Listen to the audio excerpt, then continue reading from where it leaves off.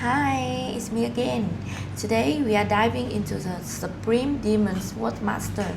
If you enjoyed the video, don't forget to subscribe. At a certain house, a massacre took place in the dead of night. The house lay in ruins, bodies strewn across the floor, fresh blood glistening. None of the people there escaped the hand of fate. Jin, sword still dripping blood, casually climbed the steps with more bodies behind him than he could count. Jin's face darkened as he advanced, his hand tightening on the sword he held. Bayangak stood opposite, taking a defensive stance against the young man before him. He panted heavily, tension written so plainly on his face it couldn't be hidden. Jin said coldly, "Your name must be Bayangak, right?" He asked warily, "How the hell do you know my name?" He replied nonchalantly, "Seems you don't remember me, huh? Fair enough, many have passed through Golden Tiger Stronghold, so I can understand that. But I must say I'm a bit hurt. I've been waiting for this day for so long." Bayangak thought to himself that if he'd been through here before, he must have been a prisoner. This one was dangerous. He glanced around the scene, knowing he had to find a way out quickly. But Jin gave Bayangak no chance to turn the tables. A look of stunned disbelief crossed his face. For Jin had already swung his blade down without mercy. Fresh blood gushed out, and he felt a pain that pierced to the sky. Jin warned, looking away, "That makes me sad, you haven't even let me finish. Next will be your arms and legs, so you'd better think again, think hard about what happened 12 years ago." Bayangak realized that 12 years ago it must have been the escort master from the Yunxiang escort agency. Jin's gaze deepened, he frowned at the mention. On that day, their band of bandits had raided a convoy on the road.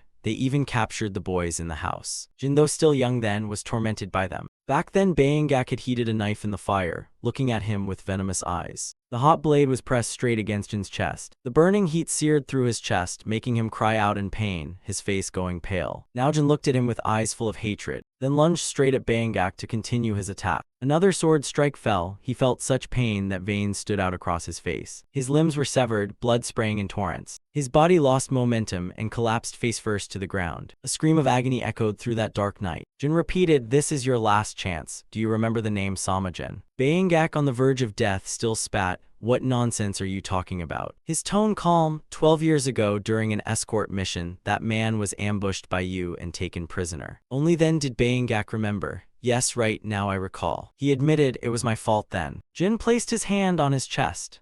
"The man you sold into slavery was a warrior of the Yunxiang escort agency. Don't forget that when you go to the afterlife." Channeling his inner strength into the man's chest, he growled, "And my name is." That name was uttered with utter bitterness and sorrow.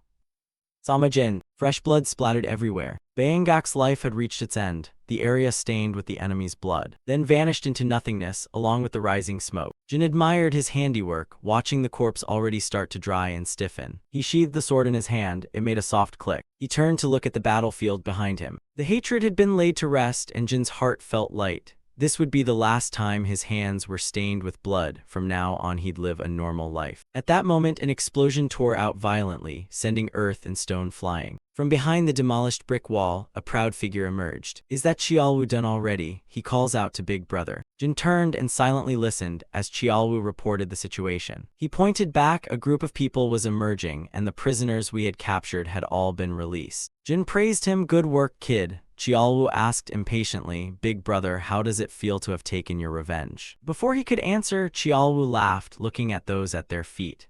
"Aren't these the ones who sold Big Brother to the slave market?" Big Brother was a slave. Only then did Jin realize it wasn't the relief he'd expected. "It seems the camp owner isn't here." Chiaowu waved it off. "Never mind, we'll find him later and deal with him too. So shall we head back home now, Big Brother?" He looked up at the high sky and said thoughtfully, "At last we can return. The blood-soaked path of the blood-soaked demonic supreme sword. From here on out ends." The next day a new day began. Chiaowu trailed behind Jin as they left. He asked curiously, "Are you really okay with me following you?" Chiaowu replied, "I told you, I have nowhere else to go. Besides, I'm curious to see what Big Brother's homeland looks like." Ma Keen remembers clearly. "I remember you said your first memory was training at the demonic cult, right?" Thiet Vu admitted. "Yes, escaping the place where you struggled your whole life feels like a dream." He shared the same thought. "So do I. Even now I can hardly believe it." Night fell and the heaven demonic cult was lit with lamps. Footsteps echoed through the quiet late night. It was Jin returning to this place. He went to see a man, the leader of the heaven demonic cult, Guan Hyo. On the table lay several dishes and wine. Guan Hyo sat there, his gaze fixed intently on the man opposite. Jin clasped his hands and paid respects to the leader. Guanhyo frowned but remained silent. First, he poured wine into the small cup on the table. Then he raised the cup and said, "I had hoped you wouldn't come here." The cup floated suspended by his internal energy. It flew toward Jin across the table. He gently caught the cup, a few drops of wine spilling out. Jin tilted his head back and drained the cup. He spoke, "The first time we met at the Black Dragon Valley, you promised us that if they sold their lives to the Heaven demonic cult for 10 years, you would grant freedom to our subordinates. The 10-year term had long since passed, and the condition the leader set for your subordinate 3 years ago has also been fulfilled." Guanhyo lifted the cup Jin had just poured to his lips, then asked about that promise. He set the cup down with a clack, then continued, "Although it's said the demonic world has been unified and the Heaven demonic cult has been restored, it's still not perfect." Jin exposed the truth. The condition the leader assigned wasn't to unify the demonic world, but to defeat the demonic 10 strong, the ones who manipulate the demonic world. And all of them have knelt before the leader.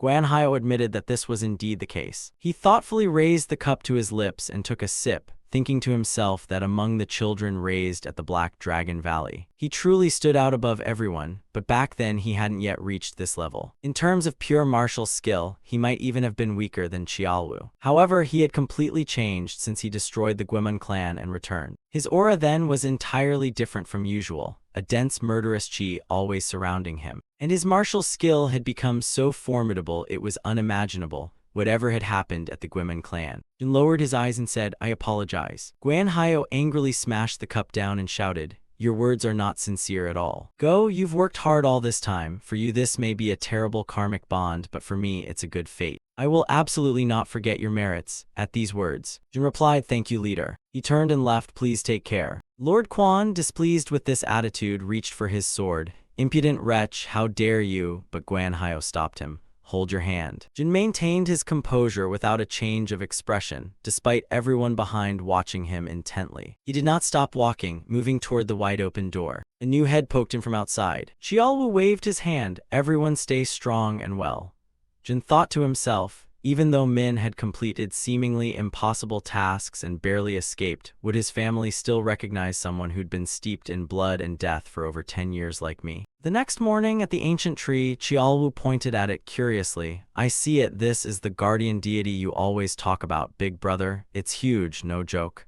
He thought to himself, the guardian deity. A slight joy appeared in his eyes. Jin recounted, "Every year my parents and the village elders gather here for a ritual. Whenever we had free time, my siblings and I would climb and play on it." He touched the tree trunk with nostalgia. "I'm really back." He laughed in disbelief. "Big brother had a time like that too. I thought when you were little you were as stiff as a log." Just then a voice called out, "Hey, great uncle." The two were startled and turned to see 3 unfamiliar children. A bold little boy pointed at the guardian deity and warned, "That tree, outsiders aren't allowed to touch it casually." He explained, "I'm not an outsider, you're from the Peach Blossom, right?" The boy, surprised, asked, "Great uncle knows our village." Jin smiled gently. "Of course this tree is the Peach Blossom's sacred tree. I used to live here when I was a child." Little Dong gaped in surprise upon hearing that. He continued, "There's a small pond to the north of the village, right? A bit to the left of it there's a thatched hut. That's where my home was."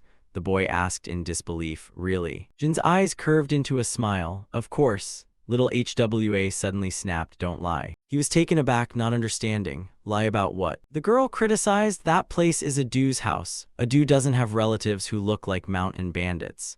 Qiaowu didn't expect little HWA to picture him as some raiding thug. "What, mountain bandits?" Little Dong interjected, "Maybe he really is some uncle of his." The girl clearly wouldn't listen.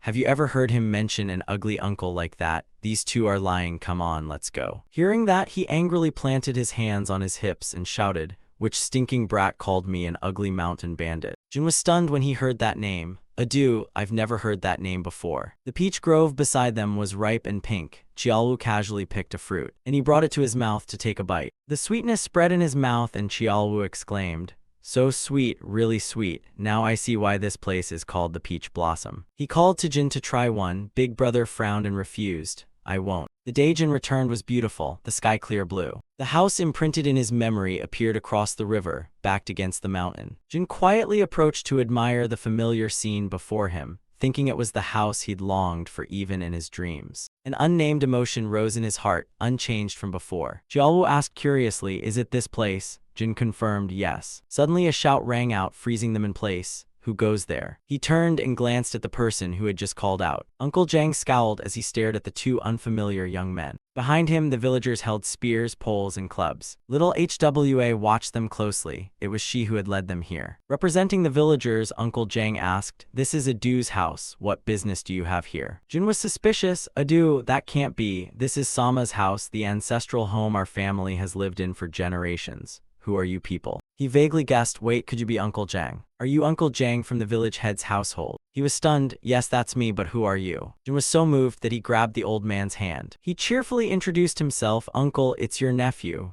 Sama Jin, the one who used to live in this house." Uncle Jang still didn't recognize him. "Sama Jin, who's that?" A flash of memory crossed his mind and he stammered. "If it's Sama Jin, could it be that boy from long ago?" He confirmed, "Yes, it's me, your nephew." The old man widened his eyes as if he'd heard something unbelievable. "Impossible." Jin brushed his bangs aside to show Uncle Jang. "Do you remember now? This scar was caused by a wook. He suddenly hit me with a rock after losing that fight." He was astonished. "Good heavens, yes, little wook of our village did that." Uncle Jang was so overjoyed he burst into tears, hugging him tightly and calling out, "Jin, where on earth have you been and what have you been doing all this time? What on earth happened to you?" Jin pressed his lips together awkwardly, unsure what to say. Not until nightfall did his old house light up. Uncle Jang poured a cup of tea and asked, "You really are Jin, the one who vanished 12 years ago after joining that escort convoy, right?" Jin lifted the warm cup and replied, "You warned me many times that becoming a fighter for the Yunseong escort agency was dangerous." He voiced his true thoughts. "Since childhood you've had to bear the weight of the household, so you were always so resilient.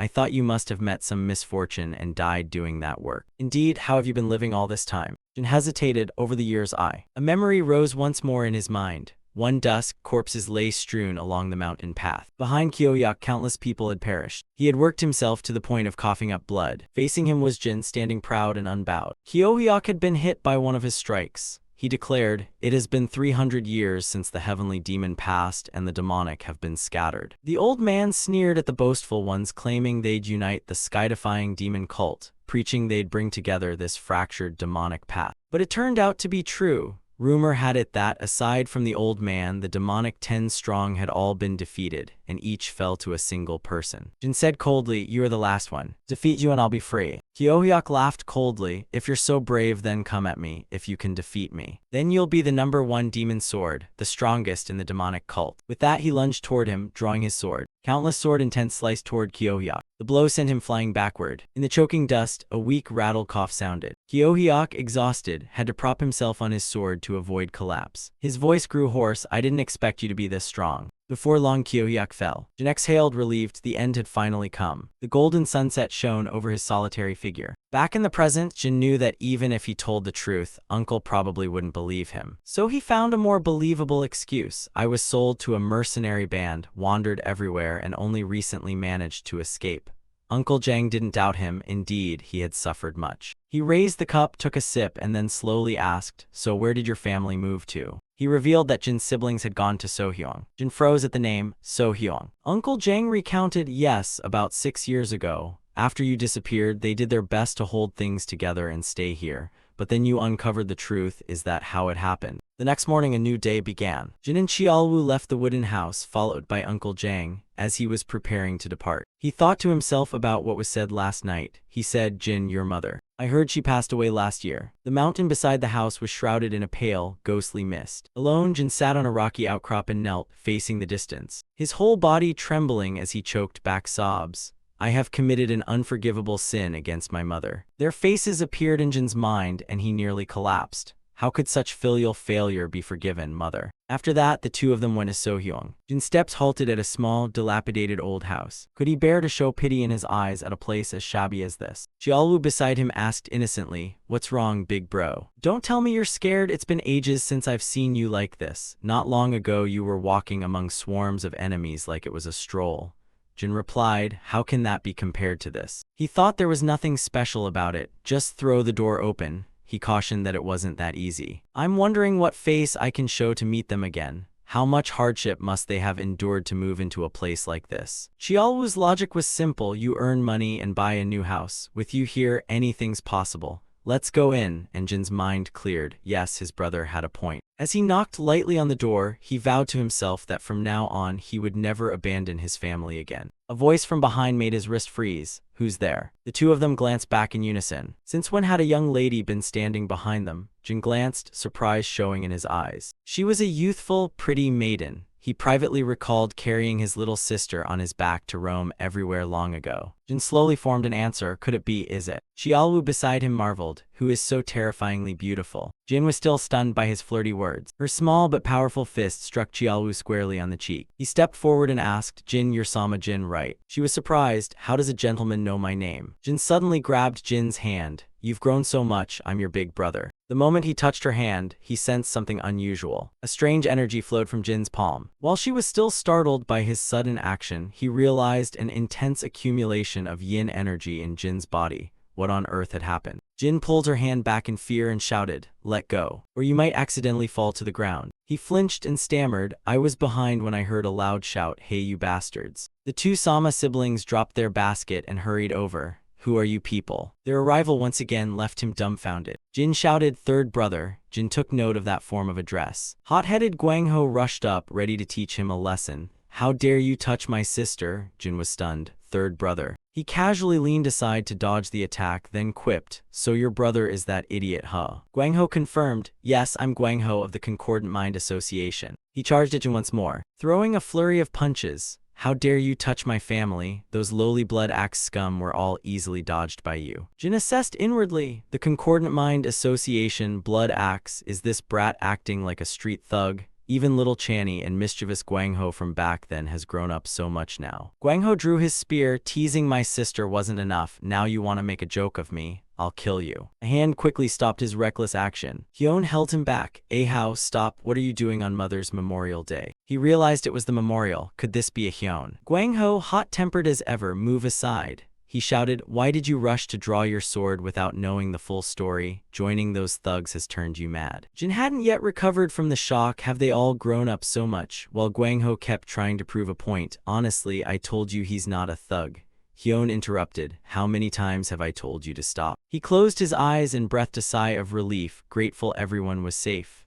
Guangho saw an opening, broke free of Hyun's grip, and reached for a knife to stab. Xiaolu intervened, grabbing the dagger blade with his hand, twisting the blade as if it were a toy until it was crushed. Guangho, seeing his nonchalant demeanor, was terrified. "Demon, did a demon steal your house?" "A demon?" Xiaolu raised his fist threateningly. "Yes, I am the great Jumgangyacha." He ground his teeth in anger and demanded, "I don't know what that title means, but what do people like you lack that you have to steal from my home?" Those words made him feel insulted. What, first bandits, now thieves? How am I like a thief? As Xiaolu's blood boiled and he prepared to teach him a lesson, Jin stopped him.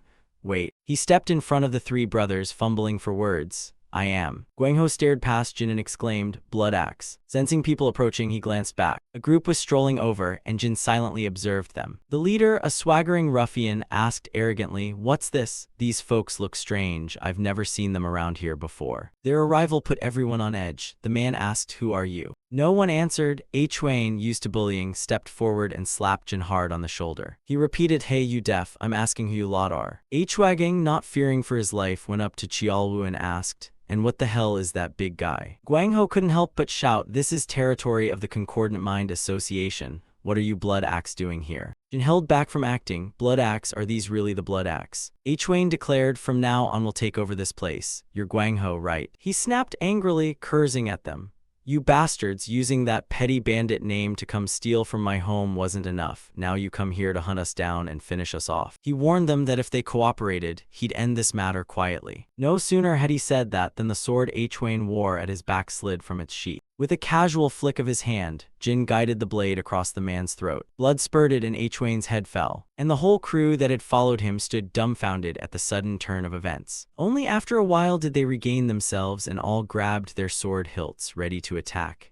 Chuan barked, "What the hell was that guy? What did he just do? Where are the others? Kill them all." He exchanged a look with his sworn brother. "Qiaolu, finish cleaning this up for me." Chiaolu immediately understood what that look meant, right? Yes, boss. Chiaolu stepped forward to block the onslaught of those men, while they, full of arrogance and ready to teach him a lesson to remember, were beaten nearly to death by Chiaolu's raw, powerful fists. His punches struck their weak points, and before long the whole group was down. He hadn't even finished enjoying it and snorted coldly, truly a bunch of worthless shrimp. Seeing their pitiful state, Chiaolu hesitated. Had he maybe gone a bit too far? The Sama brothers were frozen at the scene. What just happened? He knocked those vicious thugs out in an instant, but weren't those men hired by them? Chiaolu pointed to the people behind them. So, do you still think we're the same gang as those guys now? Guangho hadn't figured out their background, so who are you? Then Jin spoke up, we're not thieves, a Hyun, a Guangho, and Jin as well. As before, he swept his hair aside to reveal the scar on his forehead. Don't you recognize me? Hyun was astonished. That scar, could it really be Big Brother? Is it really you? Jin confirmed, yes, I've returned. Hearing that, he burst into tears and rushed forward to hug him, calling out, Big Brother. Jin felt very guilty. Sorry, I'm so late, aren't I? Hyun anxiously asked, so what happened? Where have you been all this time? Jin replied calmly, I'll tell you everything slowly, it's a long story. Later, hearty laughter from Chiaolu echoed in the shabby house. He'd grown fond of the kid's personality. A few simple dishes were laid out on the table. Chiaolu casually draped an arm over Guangho. We used to have many people like this under our command, right, boss? He blushed a little, shyly asking, I've been wondering, why does Chiaolu call Big Brother boss? He explained, when I was little I challenged the boss and he beat me senseless. I owe him a few lives. Guangho was surprised. Really? He signaled quietly, reminding him not to speak nonsense. Chiaolu fell silent. Jin continued, he's bragging, he just doesn't want to call me Big Brother, so he says that. So how have you all been getting by lately? Hyun reported, I've been working as a martial disciple for the Pearl Sea Escort Agency. He was surprised to hear the name. An escort agency, he replied. Didn't Uncle Jang mention it to you? Right now I'm apprenticing under a wook under the escort agency's steward. Jin guessed that their mother must have opposed it fiercely. Hyun admitted, yes, mother objected far more strongly than I had imagined. Guangho interjected, of course, Big Brother went missing while working as a martial attendant for the escort agency. From the start, it's second brother's fault for stubbornly insisting on doing that job. He retorted, that's someone who only dives into dark alleys like you has no right to lecture me. He argued back and forth, only that, anyway, I still earn more than you. Hyun wasn't convinced. Earn money by draining the blood of helpless civilians. I've already said I don't need that filthy money. Guangho, annoyed, snapped back, who's draining people's blood? How many times have I told you we don't do those things? To prevent another shouting match, Jin slammed a freshly cooked dish down on the table. She shouted, cut it out, Big Brother's only back after 12 years and all you do is bicker. No sooner had she spoken than Jin raised her hand to her mouth, and fresh blood welled up. The sight frightened Jin, and he hurried over to steady her. Jin-nai, I can't believe it. What is this? Why is the yin energy in your body so dense? Guangho was surprised. How did Big Brother notice? Jin turned and asked, have you taken her to the clinic? What's wrong with her? Hyun recounted, I've consulted every renowned physician in the area, but none of them knew. Only one doctor gave the most plausible diagnosis, and he said exactly what Big Brother did.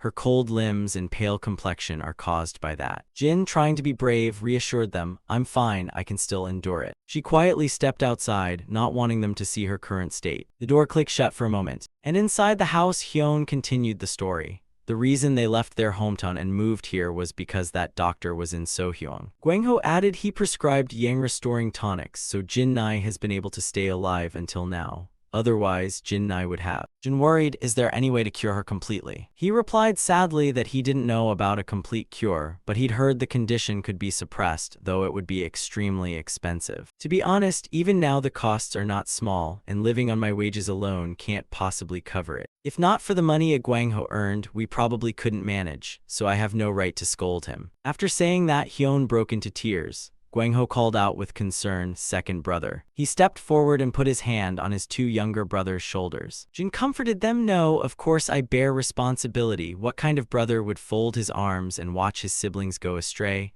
The one unworthy here is me, for only returning now. I'm sorry, brothers. Hyun, it's not Big Brother's fault. He decided, thank you, brothers, don't worry about money anymore. Tomorrow we'll take Jin-nai to the clinic and see. Hyun stood up, yes, everyone's probably tired, rest a bit. He stepped out the door but gave them some space. Behind Jin, who was lost in thought, Xiaolu regretted, saying that seeing the scene now, we should have looted and taken some of it with us. Jin replied, take what? The valuables of those mountain bandits. He confirmed, yes, they'd hoarded quite a lot of wealth, it's just that the boss said to leave it be.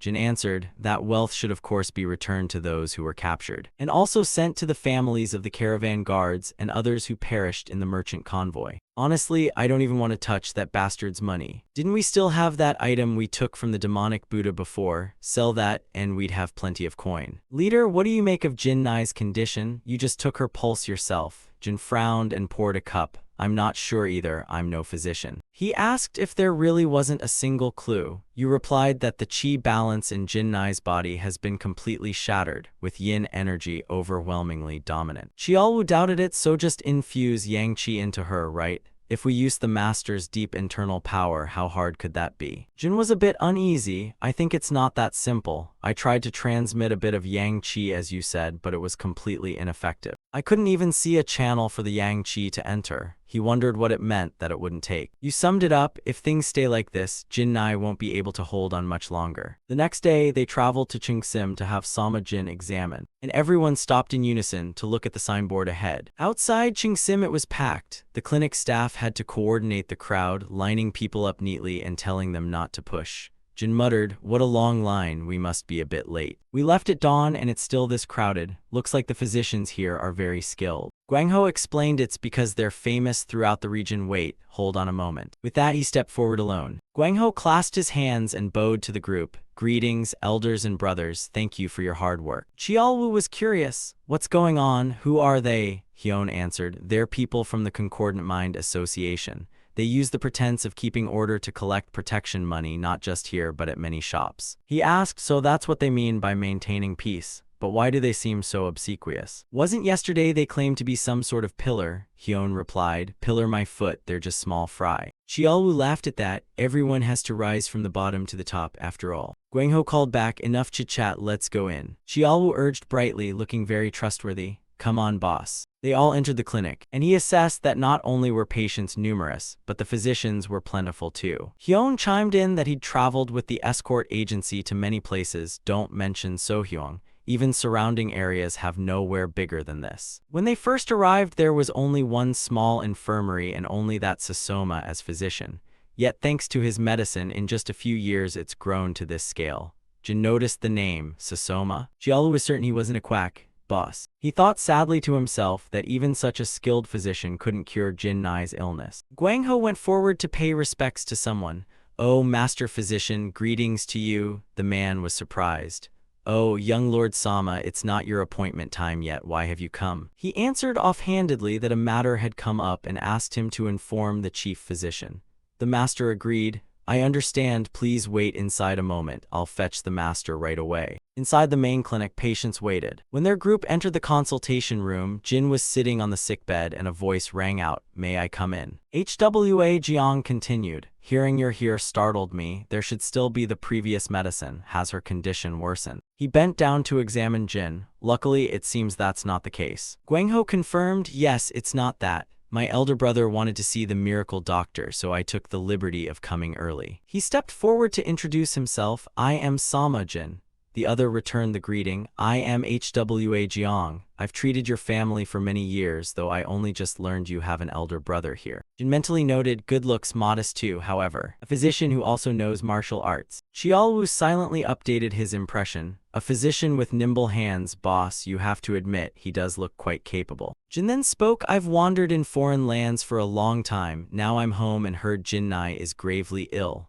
I rushed here because I heard the miracle doctor treats patients with great care. HWA Jiang replied courteously, if it's treatment you seek, then in any case it's good you've come. He lifted Jin's wrist and took her pulse, and the room fell so silent you wouldn't dare breathe hard. HWA Jiang said sadly, your sister's illness has weighed on me heavily. It makes me blame my own limited talent and strength. Hyun comforted him, don't say that, sir. Jin Nai is alive to this day because of you. Without you, she likely would have passed long ago. He answered, hearing you say that consoles me somewhat, but in truth I have only slowed the illness, trying to avoid the worst outcome. Jin thought to himself, the worst outcome Jin Nai's life. He spoke up, I heard that if better medicine is available, it would be more effective. HWA Jiang confirmed that the current medicine has some effect, and using a higher grade variety would likely yield somewhat better results. Jin immediately asked which herb is needed. He revealed, to neutralize the yin in her body, I've been using herbs with strong yang energy. With the chief ingredient being the fire spirit herb, it has shown definite effect, so if something similar or stronger can be found, it's likely to help more. The best is the 1000-year fire spirit herb, the supreme grade of fire spirit herb, expensive and nearly extinct.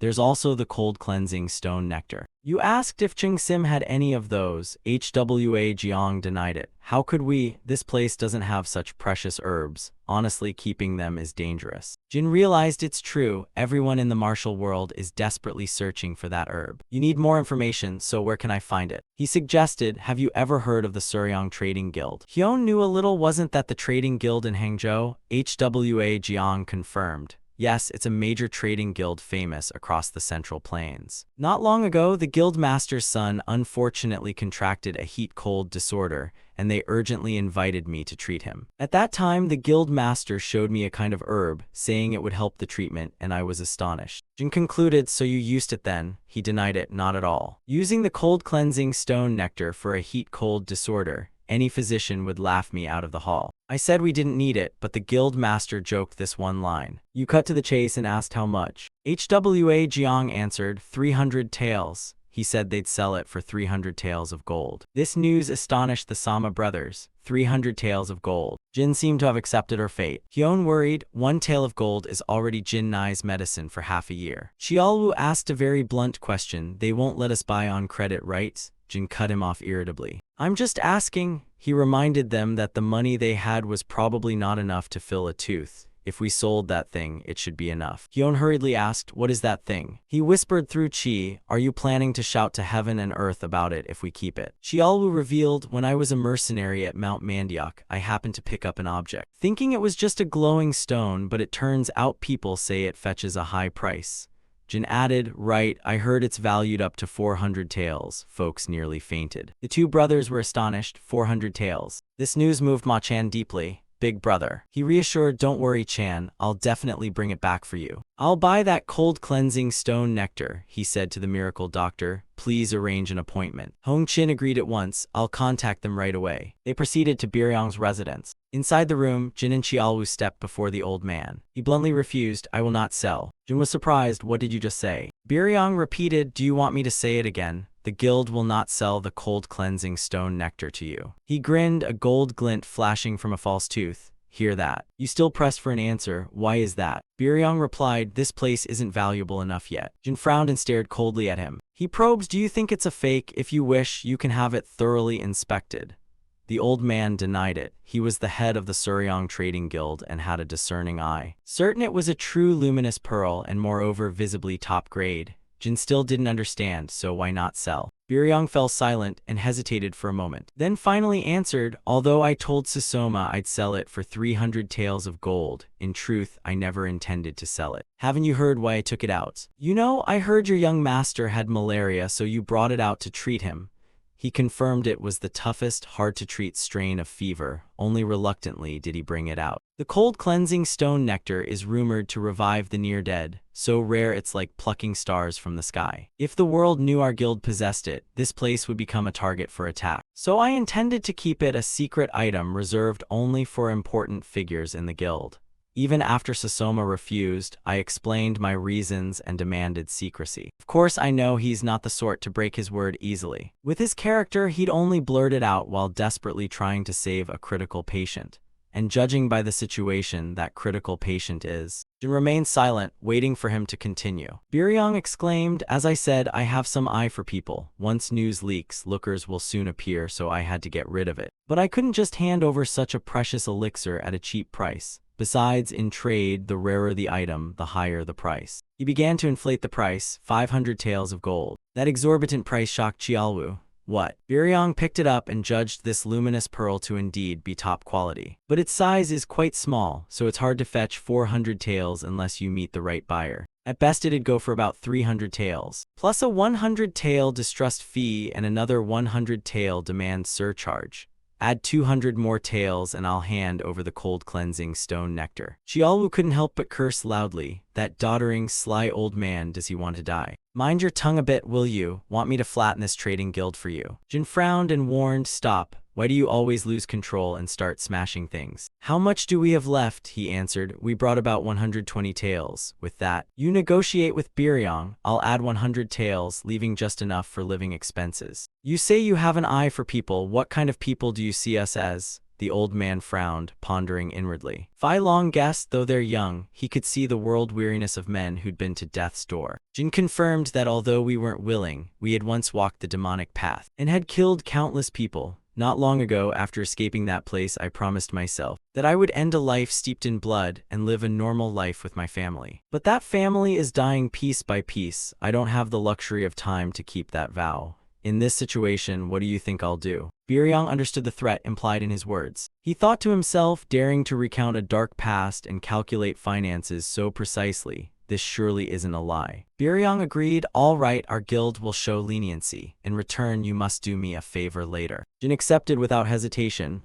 Fine. By the time dusk fell, smoke curled up in the evening sun. In the forest, his group sat around a fire roasting meat. Qiaolu swore, those bastards, if it weren't for you stopping me, I'd have smashed their heads in. He felt guilty. Sorry, it's our money after all. Hearing that, he scolded unhappily. What are you saying, big brother? Saving the youngest's life, why haggle over money? I'm just angry at the merchant's attitude, knowing our situation and still gouging prices. No, shall we just go back and steal it? Jin disagreed. Nonsense, spill blood on the medicine that will save Jinnai. Qiaolu pondered and admitted, you're right, that's not wise. He reminded them that what they'd done, whether kidnapped or driven by survival, those they'd killed were still people of the demonic. But the truth is our hands are stained with blood, the blood of countless forces, including figures among the 10 powers in the name of unifying the demonic. Now that we're out to integrate into the secular world, we must abandon our old ways. This Central Plains has the order of martial societies and clans. For now, we must adapt to it. As I said, give 100 taels now, keeping only enough for living expenses. I think that's appropriate. Save Jinnai, then find honest work. Though late, I'll fulfill my duty as head of the family and live a normal life with them, hopefully a belated atonement for our deceased mother. Of course, I'm not forcing you. You can leave any time if you wish. Qiaolu hurriedly said, no, big brother, sorry, I've been hot-headed.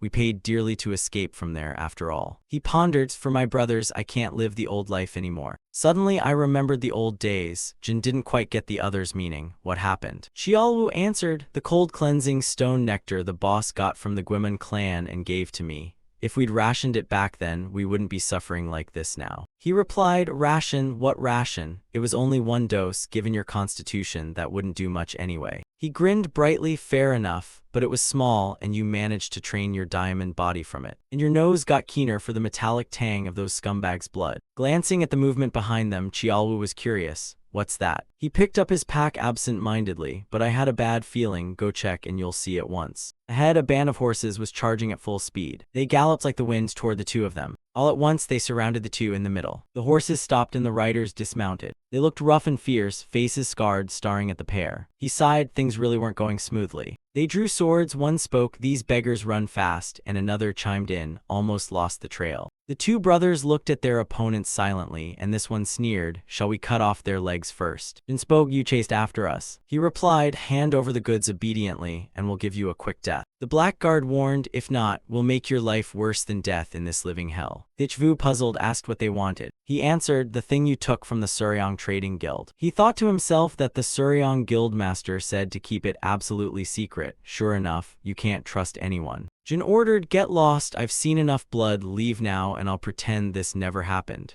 He sneered, don't try to play innocent. We confirmed you took the cold cleansing stone nectar from the Suryong Trading Guild before we chased you. The other two piped up, if it were me I'd vomit too. Our boss is worried that old man might swallow it all himself, so he's anxious, you know?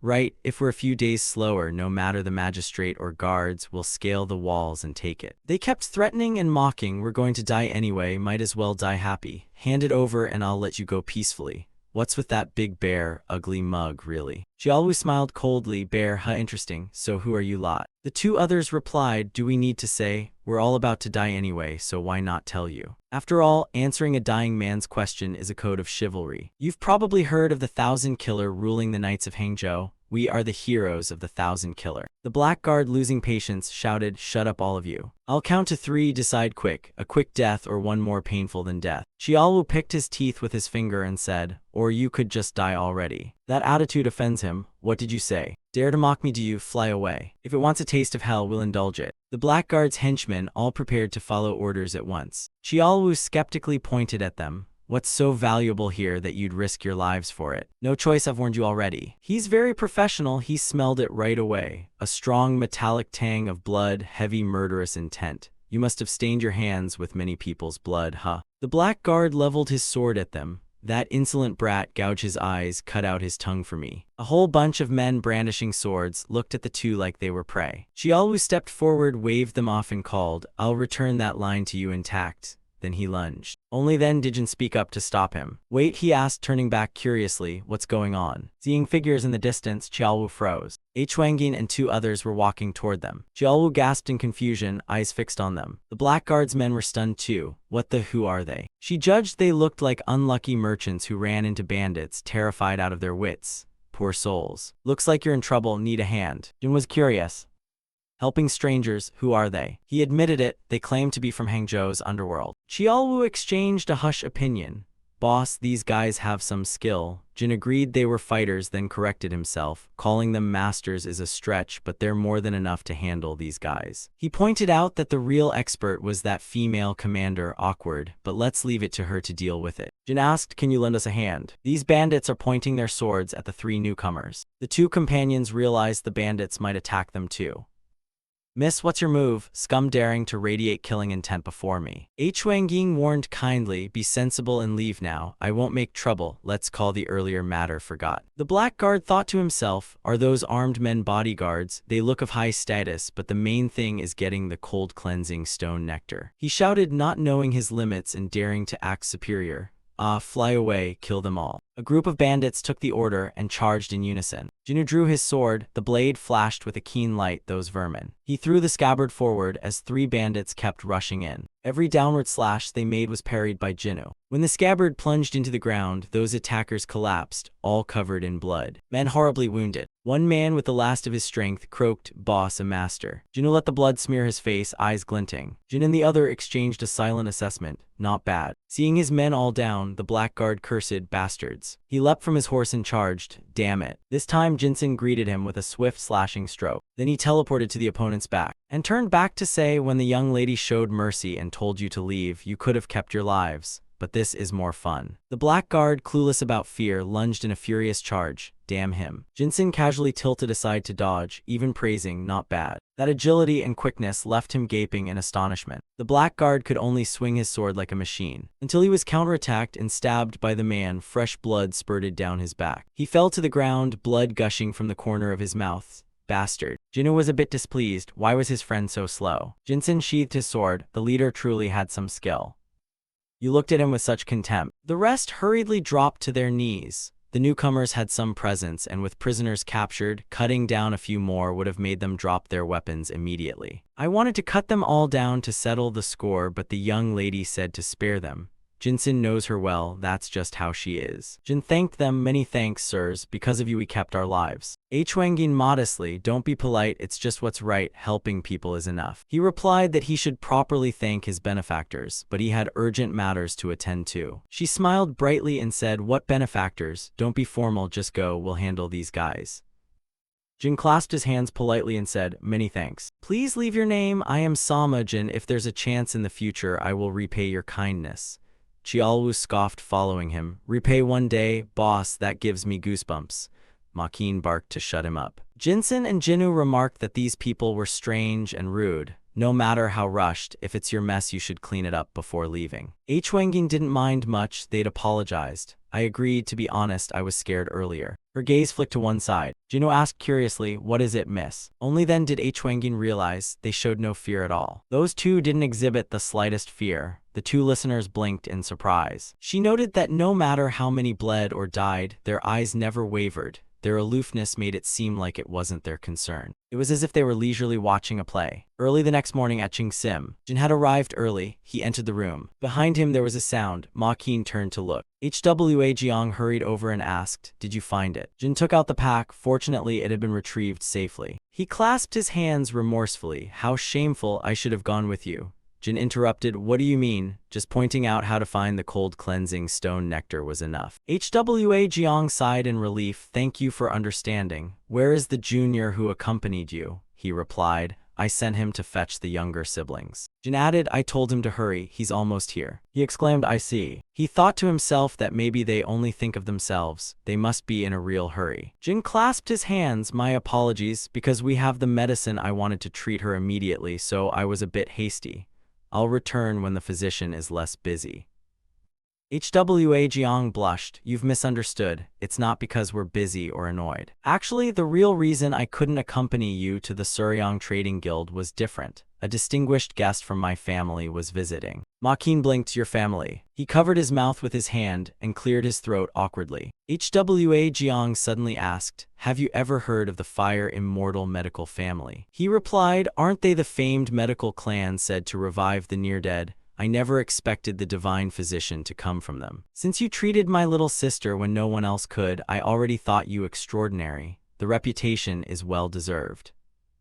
Hwa Jiang recounted, you flatter me. I only held things together. I didn't cure her. Your sister's illness is so strange that I sent letters many times asking my family to send someone. My family has been very concerned. But unfortunately, in recent years, epidemics have raged across the Central Plains, and they have no extra physicians to spare. However, Ma Qin asked excitedly, a physician from your family actually came here. Hwa Jiang confirmed it. That person was heading to Hangzhou and stopped by Sohyung on the way. He promised to return after finishing his business to examine your sister. That physician's medical skill ranks among the top in my family. Someone like me who only picked up tricks dare not compare. He stood up and bowed deeply. Thank you, divine physician. I don't know how to repay this great favor. His tone made Ma Qin flinch. Repay, that's a physician's duty. He said he'd try to finish his business quickly and return, but didn't know exactly when. Jin answered, it's fine so long as she is cured. A little waiting is nothing. I'll wait however long it takes. Hwa Jiang hesitated. No, I mean. Seeing his expression, why are you worried? Is there a problem? He thought to himself that illness is never something you can guarantee a cure for, but seeing him so cheerful, he couldn't bring himself to say anything. After a while, Ma Qin left. It's nothing, I'll be in touch later. At the Sama household, the kitchen smoke was rising. The brothers in the yard were each busy with their tasks. Jin carried a plate of food out and carefully set it on the table. He asked Hyun, where are you off to? He answered while scooping rice, Wuxi. Jin warned, if it's Wuxi you'll have to head quite a distance north from Hangzhou. Hyun acknowledged that yes, but if nothing special happens he should be back in about half a month. He cast a careful glance at his younger brother. Jin began, Hyun, I've wanted to talk to you about this. Do you still want to keep working for the escort agency? He confirmed. Yes, I still have to keep working there. You know I don't like that job, it's dangerous. I worked that job for 12 years before I could return, if even you. Hyun interrupted. Big brother, I started at the escort agency when I was 17. It's been 5 years now. No one can promise there won't be danger later, but if you keep fearing things that haven't happened, you'll never get anything done. Besides, the pay there is better than other escort agencies. Jin counseled, I've saved up some money. With that amount, you could live without working for the escort agency. He was surprised. Big brother said he'd spent it all, didn't you? I clearly heard you used it up to buy the cold cleansing stone nectar. Behind him, Chiaolu suddenly went pale and shouted. He forced a smile. It's because his brother asked too many detailed questions, so. Hyun asked puzzled, why did you do that with Chiaolu? Are you planning to hide it from us? Besides, even if you still had leftover money, there's nothing concrete to spend it on. You denied it, why not buy out the whole orchard then? He continued, by the way, do you even remember how to farm? Can't remember, can you? Me neither. When we were kids, we did odd jobs for pay, but only trivial tasks.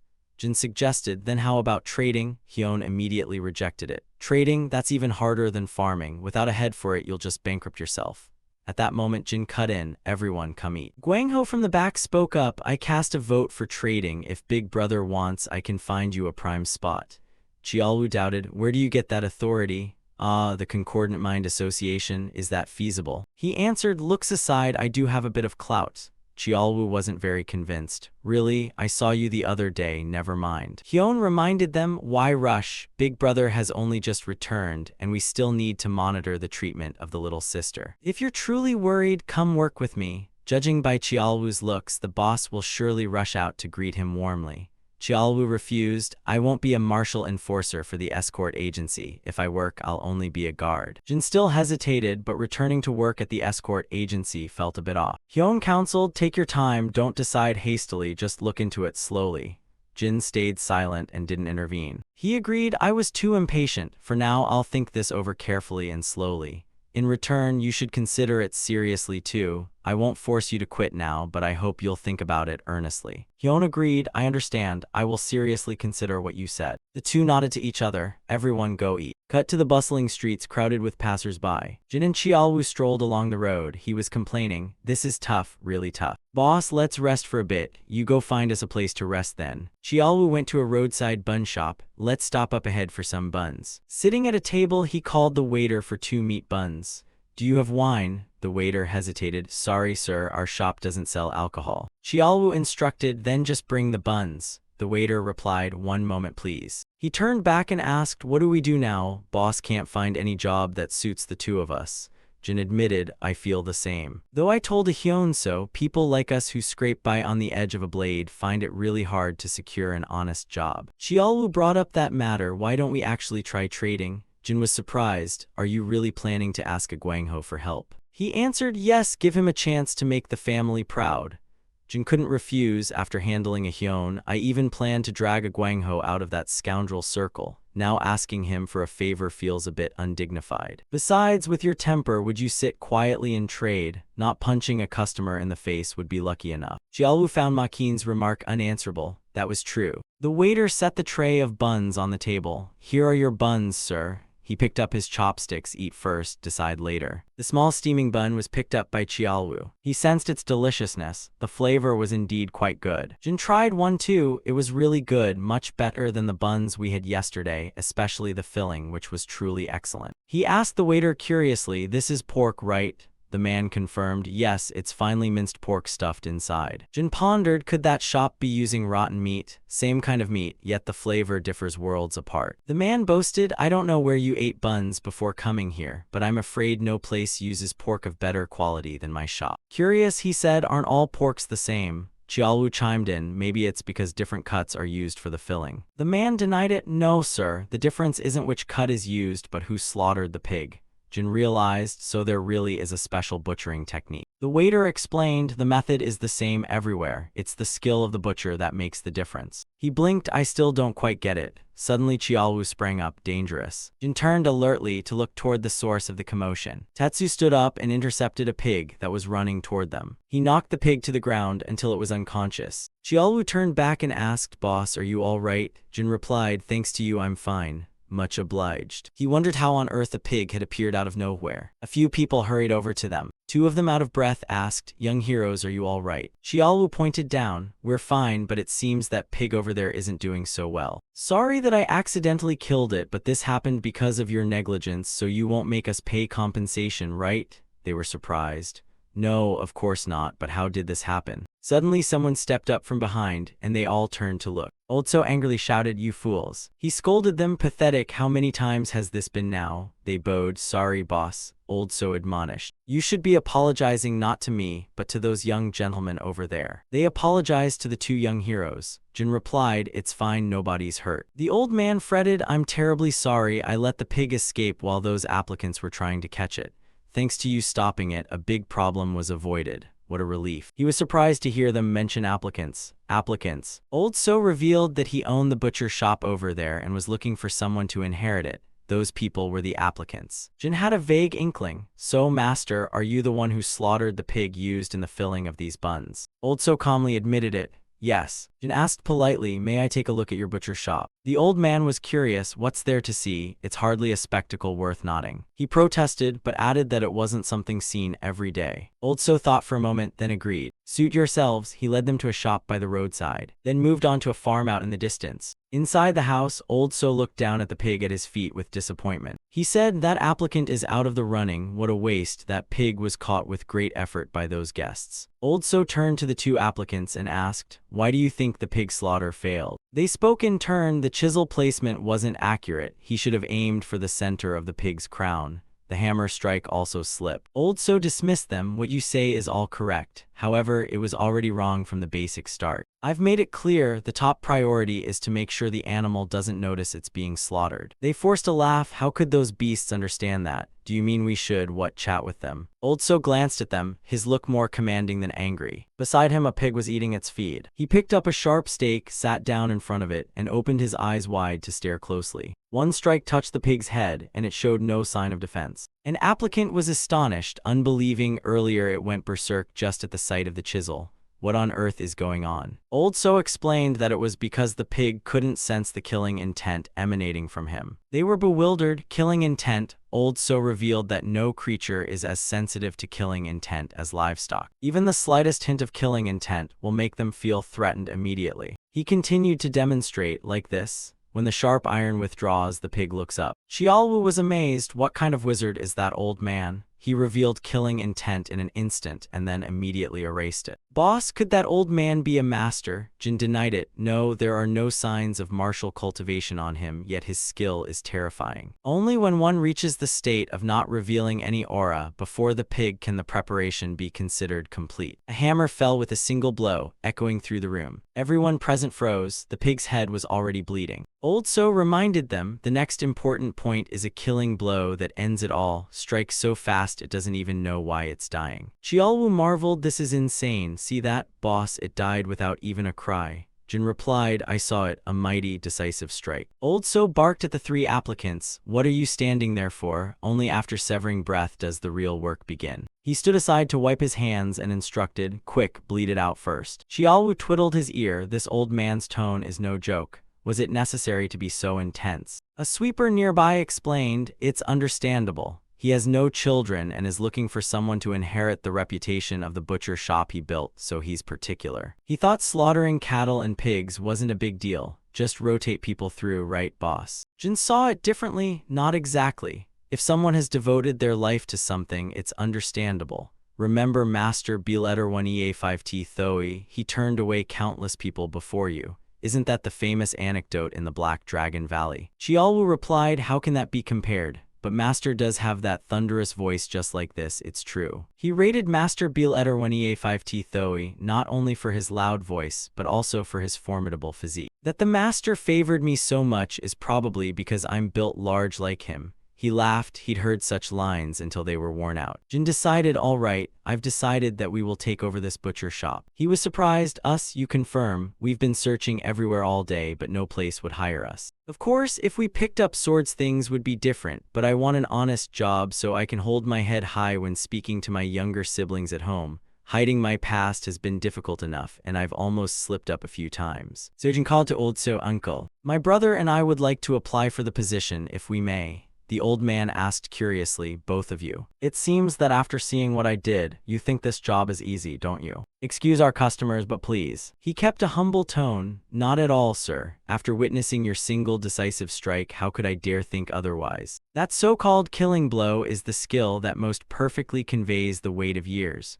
Old So fell silent upon hearing this. He agreed, wait here a moment. Old So herded another pig forward. It now stood directly in front of Jin. He demanded, if you want to take over this place, at minimum you must know how to butcher a pig, right? Can you show me what you can do? He replied, although I've never slaughtered a pig before, I'll give it a try. Jin grabbed the hammer and knelt before the pig that was eating. The sharp iron rod touched the pig's forehead. Fresh blood spurted everywhere, and immediately after, the pig collapsed under So Elder's stunned gaze. The old man was utterly shocked. The technique he'd spent a lifetime training for, how could you do it so easily? Have you truly never studied martial arts? Jin explained, I only tried to imitate what you did, sir. He turned back and reminded Xiaolu, what are you standing there for? Hurry and hang it up. He stepped over to the pig. I know already. So Elder's eyes widened once more. He grabbed the pig's legs with both hands and lifted it, giving the old man a fright. A pig that 4 or 5 men couldn't carry was hoisted up as if it weighed nothing. As Chiaolu tied the pig to the post, he asked, "But do we really have to use those tools?" So Elder froze, not understanding what he meant. He opened the door and stepped outside, making the old man even more perplexed. The neighboring pigsty erupted with their ear-piercing squeals. The two hurriedly turned to look, so Elder couldn't wait and ran outside. Chiaolu was carrying a pig. After all, isn't the point just to butcher it? The old man was rendered speechless at this point. Eventually, so Elder said, "You are indeed no ordinary person. Are you a martial artist?" "You gave a perfunctory answer that you'd once practiced, sir." He worried, "If you are from the martial world, why would you want to do this job?" Jin replied, "I only want to try living a normal life." So Elder was curious. A normal life? With enough determination, there are plenty of other jobs to do. "I've tried many things myself," he added, pausing, "but that truly isn't easy." He thought to himself that these youths' lives hadn't been smooth sailing, it seemed. At last, so Elder breathed a sigh of relief. He mused that sadly his own time was limited. Jin clasped his hands. "Please teach me more." "You will not be disappointed, sir." Elsewhere, someone was so angry they snapped the brush they were writing with. Yonghajung frowned and asked, "The Imperial? Did you just say the Imperial?" Dangbik confirmed. "Yes, I heard a royal physician from the capital returned home to Hangzhou and fell gravely ill. It seems the court personally requested the Gajung medical family to treat him." Yonghajung Zhang continued, "But the imperial doctors en route to Hangzhou had a clash with the Gajung people. Strange, imperial personnel would have no reason to start killing indiscriminately." He revealed, "I heard it's because that Gajung fellow targeted the non-blue stone elixir." Yonghajung was shocked. What, he dared target the non-blue stone elixir? What a pity. The non-blue stone elixir is a rare wonder drug worth a fortune, impossible to buy even for 1,000 gold, and yet it was to be used on an aging royal who was near death. Dangbik reported that it still hasn't been used to treat that royal. The true owner of the non-blue stone elixir is someone else, so we still have a chance. He was surprised. The owner is someone else. Isn't that supposed to belong to the Imperial? He admitted it. Yes, from the start Gajung clashed with the Imperial while pursuing that person. He barked an accusation. "Why didn't you say who it was earlier? Who is holding the non-blue stone elixir?" Dangbik revealed, "His name is Sama Jin from Sohyung. I heard he bought the non-blue stone elixir that the head of the Suryong Merchant Guild had secretly stored to treat his younger sister's illness." He grinned. The Suryong Merchant Guild? I never expected that greedy old pig to stumble upon the non-blue stone elixir. He thought to himself this was a once-in-a-thousand-years opportunity. If he got the non-blue stone elixir, he could cure the most favored child of the Yongho clan. Yonghajung slammed his cup on the table and declared, "Use any means necessary, bring it to me." If he already used the non-blue stone elixir, even if that woman who drank it returned here, she likely hasn't absorbed the full effect yet, so the medicine's potency should still remain intact in her blood. Back at the pork shop, Jin had put on gloves to butcher the pig. The old man behind him leaned on his cane and stepped forward to watch him work. So Elder observed his movements. "Your skill has reached a truly masterful level. He heard you once lived by the sword, so no wonder you picked up these butchering techniques so fast." "Amazing, there's nothing left for me to teach you." Jin humbly replied, "It's thanks to your patient instruction, senior, thank you." The old man smiled and said, "I should be the one to thank you. Even if it's just an obsession, I've always hoped the butcher shop I devoted my life to would keep its good name. If it couldn't, I thought it'd be better for it to disappear forever." His hand trembled as he raised it. He clasped that hand, and so Elder was overjoyed. "Because of you, this old man's wish has been preserved. Now I can die in peace. Thank you from my heart. You're still humble. I don't deserve it, sir. When returning to my homeland, I was very troubled about what to do. Thanks to you, senior, I can settle down. So the one who should be thanking is actually me." Chiaolu, hot-headed, carried the butchered pig on his shoulder. "Damn it, just hang it up and sell it. That's enough." "Big brother, do I really have to learn this too?" So Elder sighed and glanced over. "Don't give him a knife, just have him do the heavy lifting and chores." "Ah, but at least he can kill a pig, so that's something." Chiaolu happily praised, "Old man, you finally said something right after a long time." They went to the table to rest and drink. He spoke up, "Do as the senior says, big brother. Indeed, the sword isn't for you." Jin agreed, "Suit yourself." Chiaolu, relieved to be spared, replied, "Thanks, big brother." He was about to pour a cup for the old man. "Senior, why don't you have a drink too?" He slapped his arm hard. "What nonsense are you saying, kid?" Chiaolu persisted, "After all, we're leaving soon. Having one cup won't hurt." Jin was speechless, so Elder won't hold it against him. Your brat is really fine. Even if he drinks and dies on the spot on a day like this, we can't skip a drink. Come on, poor. Now that's quite the commotion. When Jin arrived, he was astonished. He stared at the shop in front of him, dumbfounded. Jin came out and called, "Second brother, you're here." Hyun hurriedly snatched the broom from her hand. "I just arrived, you're still so frail. What are you doing?" Jin replied, "Just tidying up a bit." "Yes, our big brother has taken over the butcher shop. He heard the news, I've heard about it on the way here." Jin replied, "Just tidying up a bit." "Yes, our big brother has taken over the butcher shop. He heard the news, I've heard about it on the way here. Is business going well?" Jin answered, "Not yet. The old owner just passed away and Big Brother only officially reopened a few days ago. Expecting booming trade already might be a bit much." Hyun asked curiously, "That senior has died?" She confirmed, "Yes, I heard that on the night Big Brother took over the stall, the man passed away peacefully in his sleep." Jin came out, saw him, and asked, "When did you return? I was worried your escort run might be delayed." Hyun reported, "I just arrived, see, I'm perfectly intact." "Big Brother really causes trouble, huh? I was only escorting for a short time, yet your speed at making trouble is lightning fast. You must have heard about what happened here, right?" He put the meat on the table and asked, "Something you're unhappy about?" Hyun explained, "It's not that I'm unhappy, just a bit puzzled. Who would have thought you'd take over this butcher stall? I wouldn't even dream of it. But is it going to be okay, Big Brother? This butcher shop has quite a reputation." The old former owner wasn't ordinary. If skills slipped even slightly, he'd be criticized before he could blink. Even doing well would only break even. Jin reassured, "Don't worry, I have some confidence in myself. Besides, if we want food in our bellies, we have to work hard for it, all of us." Just then someone called, "Big Brother, Big Brother." Seeing the panic in his manner, he asked, "What's wrong? What's happened?" Gwangho rushed in out of breath. "They're here, they're here." Jiaolu couldn't help but pinch his ear. He scolded, "Don't babble, show your credentials properly. Why are you making such a fuss?" Gwangho was genuinely annoyed. Jiaolu let go. "Why are you so rough?" he chided. "That's just a sign of affection. Have you never seen real violence? Want me to widen your horizons right now?" Gwangho covered his ear. "Please, you said that last time too." "Look at this fellow's head. He met someone sent by the Chingsim healers." Jin was surprised. "What?" He said, "I heard the physician who went to Hangzhou has returned. They sent word to bring the little sister there. When do we depart?" He immediately took off his apron. "Right now." They would soon arrive at Chingsim. HWA Jiang came out to receive them. "Please come in. We've been waiting for you." Jin clasped his hands apologetically. "Upon receiving the message, I came immediately. Hope it's not too abrupt." He denied it. "Not at all. The physician from our place is eager to examine the patient as soon as possible." Then HWA Jiang introduced the person behind him. "This is H. Wangin." Seeing her arrive, he immediately recognized her as the one who had saved him that day. H. Wangin happily said, "So it turns out we have such a connection between us." Jinu Jinsen added, "Indeed. Now I understand why the 1,000 killer would risk life and death for the young hero." HWA Jiang bewildered, "Could it be that you all are old acquaintances?" He replied, "When I went searching for the non-blue stone elixir, I was targeted by a group of people. At that time, this young lady came to my aid." He realized, so that's what happened. Fate truly is remarkable. Jin always remembered, "I was always troubled that I had to leave in haste without properly thanking the benefactor. Allow me to express my gratitude for your help then." She sympathetically replied, "I cannot accept such thanks. Because my sister was ill, you worked so hard to obtain that rare non-blue stone elixir. It must have been a very desperate situation then." Jin turned and called to Jin, "This is the senior who will examine my sister. Greet them quickly." She blushed and introduced herself, "I am Sama Jin. I entrust my sister to your care, honorable physician." H. Wangin praised warmly, "Truly as lovely as a fairy. Miss Sama, I should be the one asking a favor of you.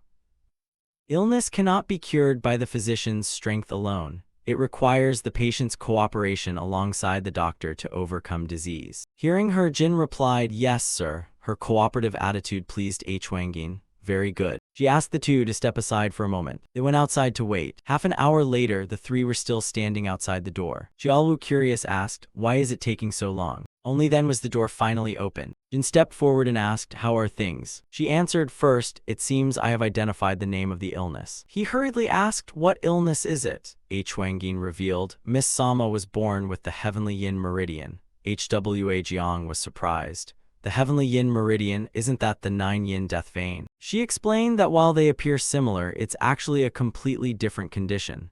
Just before I left my family, by chance a patient with identical symptoms came to us. At first we thought it was the 9-yin death vein and began treatment, but then noticed something off, a subtle difference between the two conditions.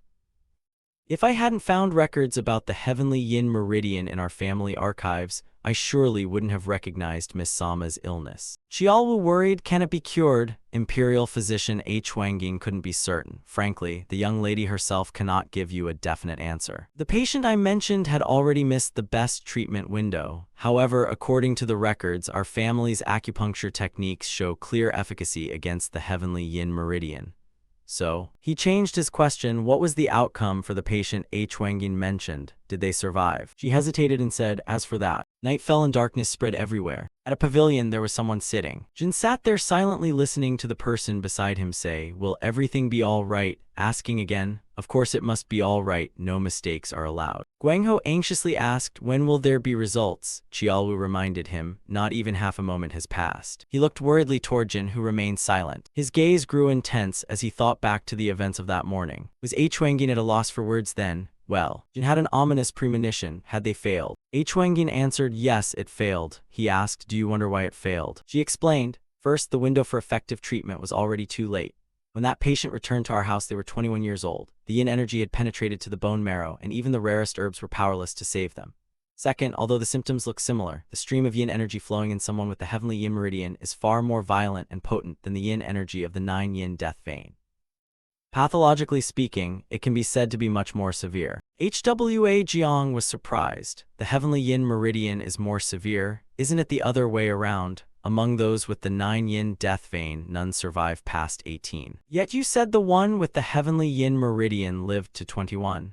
H. Wangying explained that it was thanks to the non-blue stone elixir. Because of that elixir, the person managed to cling to life past their 20th year. Jin felt gloomy. They used the non-blue stone elixir and still couldn't save them. H. Wangying hesitated, but if, at the time they used the non-blue stone elixir, it had been combined with our family's acupuncture techniques, the outcome would certainly have been different. He lowered his head and replied, in any case, we put everything on you, miss. Please save my little sister. She, seeing this, didn't quite know how to offer comfort. At present, Jin still sat quietly like a statue. He thought to himself that although he put on a brave face, he couldn't dispel the unease inside. If really something happened to her, what would he do? Guangho sighed, damn it, I thought an hour had already passed. Qiaowu suddenly turned to look toward some movement on the other side. He spun and glanced in one direction. Qiaowu immediately struck Guangho once, rendering him unconscious. He called to the eldest. Jin answered once. He glanced over. It seemed an uninvited guest had arrived. The two of them headed toward the bamboo grove. It was still quiet there, as if nothing had happened. But hidden within was a squad of people. One of them asked, where are they? The other reported, in the central infirmary area. We must hurry. Dangbik ordered that the top priority target was the non-blue stone elixir.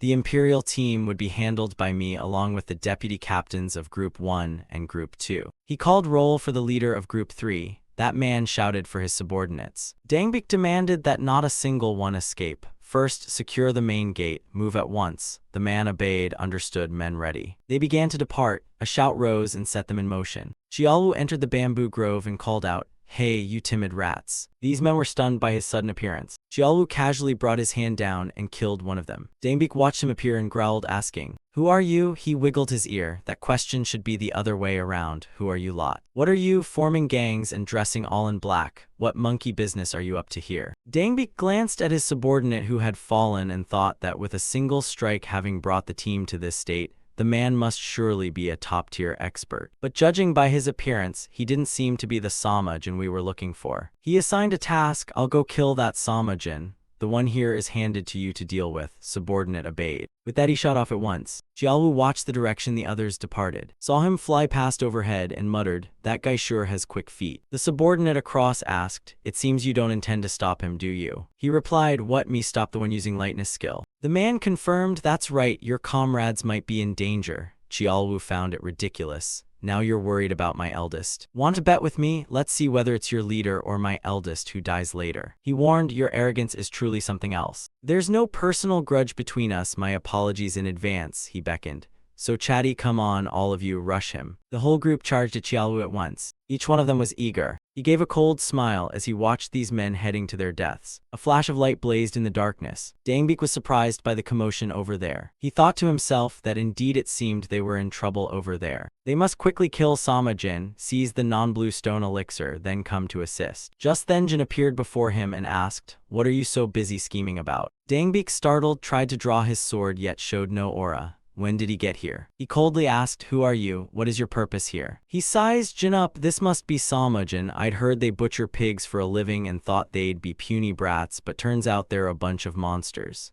Damn." Seeing him charged and exclaimed, "It seems you don't intend to answer then." He leaned aside to dodge the incoming sword tip. A slash that missed the air. Dangbik seemed to realize he'd provoked a master. His mouth fell open in astonishment. Countless sword strikes came, but were all evaded by him. One of his moves struck the wrist holding the sword. The sword fell into Jin's hand. He drove it straight into Dangbik's instep. Dangbik screamed a piercing cry, his face going pale. Dangbik collapsed to the ground, no longer able to resist. Makin spoke up, "I'll ask again, where did you come from? What are you after here? Ching Sim, the Imperial, or the non-blue stone elixir?" Seeing his expression change drastically, he immediately knew they were here for the non-blue stone elixir. "You knew I had it. There isn't much of the elixir. Where did you hear about it?" He bit his lip. "Damn, is this the end for us?" Jin set a condition, "Answer my question and I'll spare your life." But the man had already fallen before him, foam frothing from his mouth. Jin realized he'd bitten and crushed a poison pill hidden in his mouth to commit suicide. He needed to tell Qiaowu to keep a few survivors alive. Just then he turned back. "Eldest, are you done?" He had a bad feeling had his brother wiped them all out. Qiaowu replied, "Of course." Jin's expression immediately darkened in an instant. He looked back at the bodies in regret, thinking that if he'd known, he'd never have sent his brother. Qiaowu asked, "What about him? Is he dead?" Jin confirmed, "Yes, I didn't get a chance to act. He killed himself. It was my oversight. I didn't expect he'd have a poison pill in his mouth." He understood, with the eldest's mind focused over there, a lapse was to be expected. Still, it's a pity we couldn't find the mastermind. Who knows when those flies will swarm back. You deny it, there won't be any more. There's no non-blue stone elixir left now. Jin's voice turned cold. "If they keep coming, they will meet the same end as that one." Qiaowu rubbed his chin and grinned. "Having someone come looking isn't bad. It's a bit of entertainment for these bored days." He frowned and asked, displeased, "Entertainment? After seeing so much blood, you still want more?" Sensing that annoyed tone, Qiaowu forced a smile. "No, not exactly." He replied, "I really hate it when our peaceful life is disrupted." And Qiaowu added, "Me too." Jin ordered, "Enough talk, clean this place up." Qiaowu surprised, "Me alone? You caused this mess, didn't you? I'm leaving first." Looking at the clutter of bodies around, he sighed. When will this ever be cleared? Later, Qiaowu finally finished the task. At last it was done. Jin had been waiting inside the house for him for a long time. He rubbed his chin thoughtfully, noticing a burnt smell. "Don't tell me you set the whole grove on fire." Qiaowu explained, "Some bamboo was so soaked in blood. They're still not finished inside. It's taking too long." Jin hoped it would be fine. He was optimistic, with the Imperial's people stepping in and no more non-blue stone elixir to fight over. What was there to worry about? Jin noticed that right away. HWA Jiang opened the door and stepped out, exhausted. He hurried over to ask how things were going. He replied that the gold needle acupuncture performed today had gone smoothly, and the condition had certainly improved. The two of them were stunned to hear this. Jin steadied himself, took HWA Jiang's hand, and said, "Thanks, truly, thank you, doctor." He cautioned, "Please come inside, I'll explain in detail." When they opened the door, hot air and an unpleasant smell rushed out from the room. He held someone back when he smelled it because Huangin was sweaty all over. "It's a bit foul, right?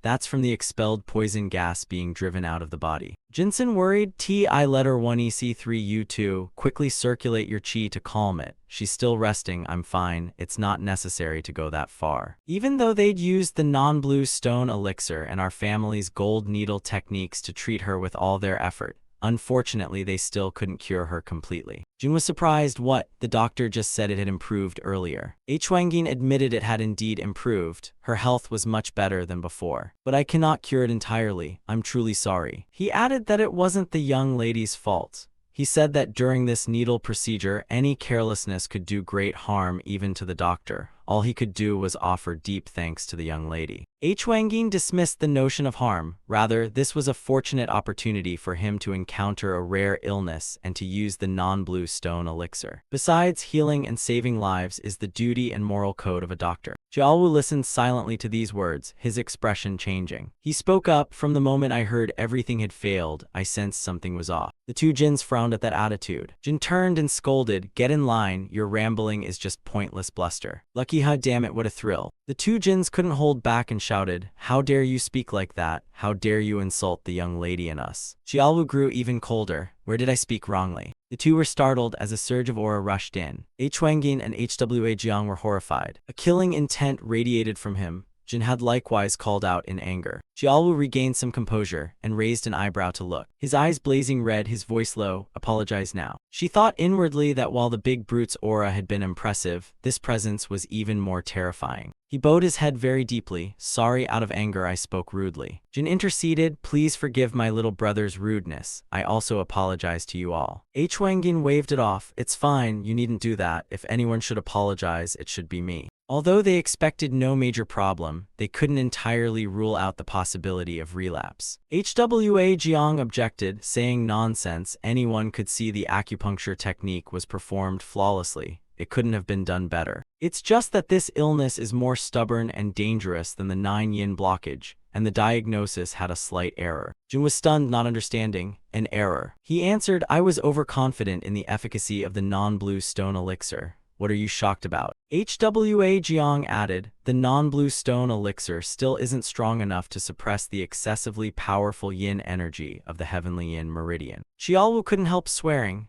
"Damn it, if even the non-blue stone elixir isn't enough, what kind of miracle medicine do you need?" Huangin added, "It's not that it's insufficient, but rather that you need a different kind of elixir. To my knowledge, few elixirs surpass the non-blue stone elixir. However, unlike the non-blue stone elixir's perfect yin-yang balance, medicines that are strongly yang or strongly yin, specialized for a particular type of energy, can outperform the non-blue stone elixir in that specific aspect." Jin vaguely realized the doctor meant Jin's condition required such a remedy. She confirmed the outcome was indeed like that. He needed an answer. "What medicine?" Huangin hesitated. "It's the great perfection pill of Shaolin." They returned to Old So's butcher shop on the street. At the table they discussed things. Jiaowu proposed, "So what's the plan?" "Raid it," he replied. "Raid what?" He lifted his cup and drank. "Where else?" "Shaolin, of course." "You're not really going?" Jin pondered. "Let me think it over. After all, Jin's condition has improved." He was certain that sooner or later you'd go. He denied it. "No way." Jiaowu doubted. "Really?" Jin confirmed. "Really."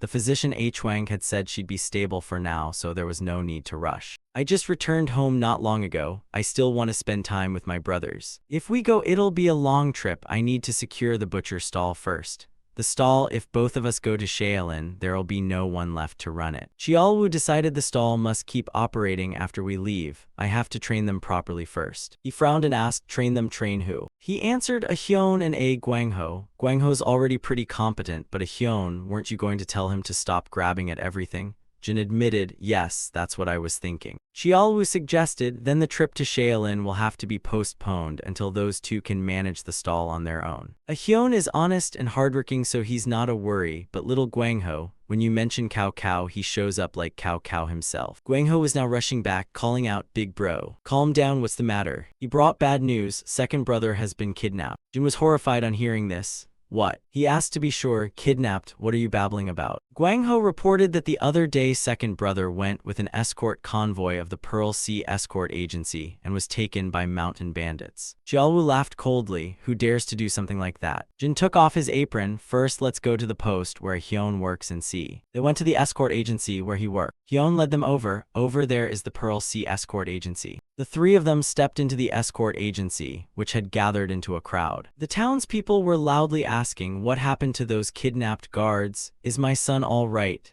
The leader reassured them, "Everyone stay calm, we're negotiating with the kidnappers." The others were surprised. "Negotiating what?" Banjung replied, "I cannot disclose details, but our escort agency always puts hostages' lives first and is doing everything to resolve this. Please trust us and wait a bit longer. We guarantee to bring all hostages back safely." They gaped at this news. Guangho was dissatisfied, saying it sounded vague. let me go ask. He asked if they had any other plan, like sending a rescue team, for example. Van Trung wondered, rude, who are you? He introduced himself. I am Sama Guangho. My second brother Sama Hyun is among those taken. He spoke perfunctorily, it's your elder's affair, I'm very sorry. For now, we plan to try negotiating with them to settle it peacefully. In any case, we're doing our best to bring everyone back safely. Please trust us and be patient. Having said that, Banjung turned his back and walked inside. That attitude made Chialwu realize the man had no sincerity. Guangho felt uneasy. There's a fellow disciple over there. I'll go ask him. You want to speak with an acquaintance, Senior Jiangxiang. The man greeted him. You're here. Guangho cut to the chase. Don't be polite. What's the situation? Are they really negotiating properly like that guy said? Jiangxiang reassured him, of course, everything is proceeding smoothly. Everyone will be returned safely soon. Don't worry, just wait for news. He pulled someone to follow him for a moment, panicking, hey you. Jin called to Chialwu who was standing behind. Let's go follow and see. Pulling him aside, Guangho asked, cut the empty talk, honestly now, what's the real situation? Jiangxiang said straight, they're demanding ransom and the amount is terrifying, they must be mad. He was curious how much. Hesitating, Jiangxiang said, 100 taels of gold. That figure was enough to make Guangho blanch. A voice from behind made Jiangxiang spin around to look. 100 taels, he said evasively. You guys are here already, why aren't you going inside? Jin replied, we were about to, but the little sister suddenly fainted. Jiangxiang worried, Jin, what's wrong with her? He explained that she must have heard something shocking. He sighed in relief, I see, is she better now? The other nodded once. She's fine. Jiangxiang patted his chest. That's a relief. Chialwu returned to the original topic. Where would this tiny post office dig up 100 taels of gold to give them? Jiangxiang bristled and corrected him. Don't belittle the Pearl Sea Escort Agency like that, they're actually fairly sizable around here. He called them out, cut the bluffing, you're planning something else right, sending a rescue team. He was surprised, how did you know? Everyone's been trying to keep it secret. Chialwu assessed the scene. From the vibe I guessed, but is it feasible? With the Pearl Sea Escort Agency's strength, I doubt it. He revealed that they'd reportedly asked for outside help. Apparently they've sent people far and wide to seek aid. Chialwu had anticipated that. He didn't know if it would succeed, but they had surely foreseen this move. Jin wondered, but who did this? I recall the escort agency in Green Forest had an unspoken rule. Don't poach another's waters, right? Zhang Cheng angrily agreed. That stronghold was already smashed once, and apparently they still don't know how to be afraid. He paid attention to that point. The stronghold was destroyed, huh? He said yes, that was Golden Tiger Stronghold, a fairly notorious camp in the area. Not long ago it was razed to the ground. Everyone was quite pleased about it. Jin said low, you mean Golden Tiger Stronghold has been rebuilt. Jiangxiang hinted that rumor had it the camp leader, who once fled has now returned. He mulled over what he'd heard, then called to Guangho, hey Guangho. I've left Jin with Aunt Yuck next door, take her there to care for her.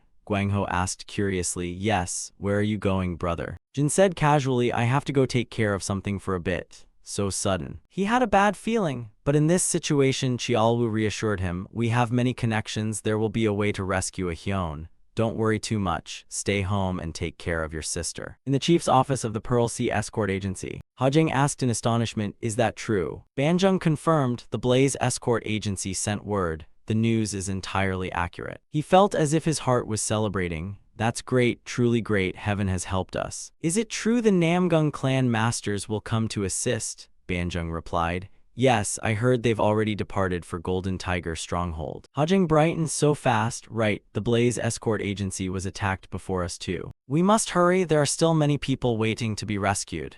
He obeyed orders, his men would prepare immediately. In the mountainous region shrouded in mist, inside the mountains where the bandits keep strict watch, sitting inside the house drinking was Jumho. He asked, have the Pearl Sea Escort Agency made any move yet? How many times have I had a captive's ear cut off and sent back? The subordinate reported, this is the 4th time, sir. Jumho snarled in anger, so 4 people have been maimed and they still haven't responded. Hassan replied, actually they've just sent a proposal. They say they currently can't raise the full ransom immediately and request to pay half first. He lifted the wine gourd and drank. Interesting. And then Hassan recounted, they said if we release half the hostages now, they'll scramble to gather the rest as soon as possible. Jumho cursed, damn it, this road was famed across the land and it's come to this. I was only away a short while and Golden Tiger Stronghold is already in such ruins. Still no clue who did this. Hassan answered, I've mobilized the entire guard, but still no On hearing that, he crushed the wine gourd in anger. Jumho, blazing with fury, I want to find that bastard myself and carve him open, but rebuilding Golden Tiger stronghold is the top priority. Because for the greater plan, I must bow to Green Forest to receive support from the Chief Inspector and the Elders, so we need to grab as much as we can while we can. No delays, speed it up, gouge eyes, cut ears, send them to me.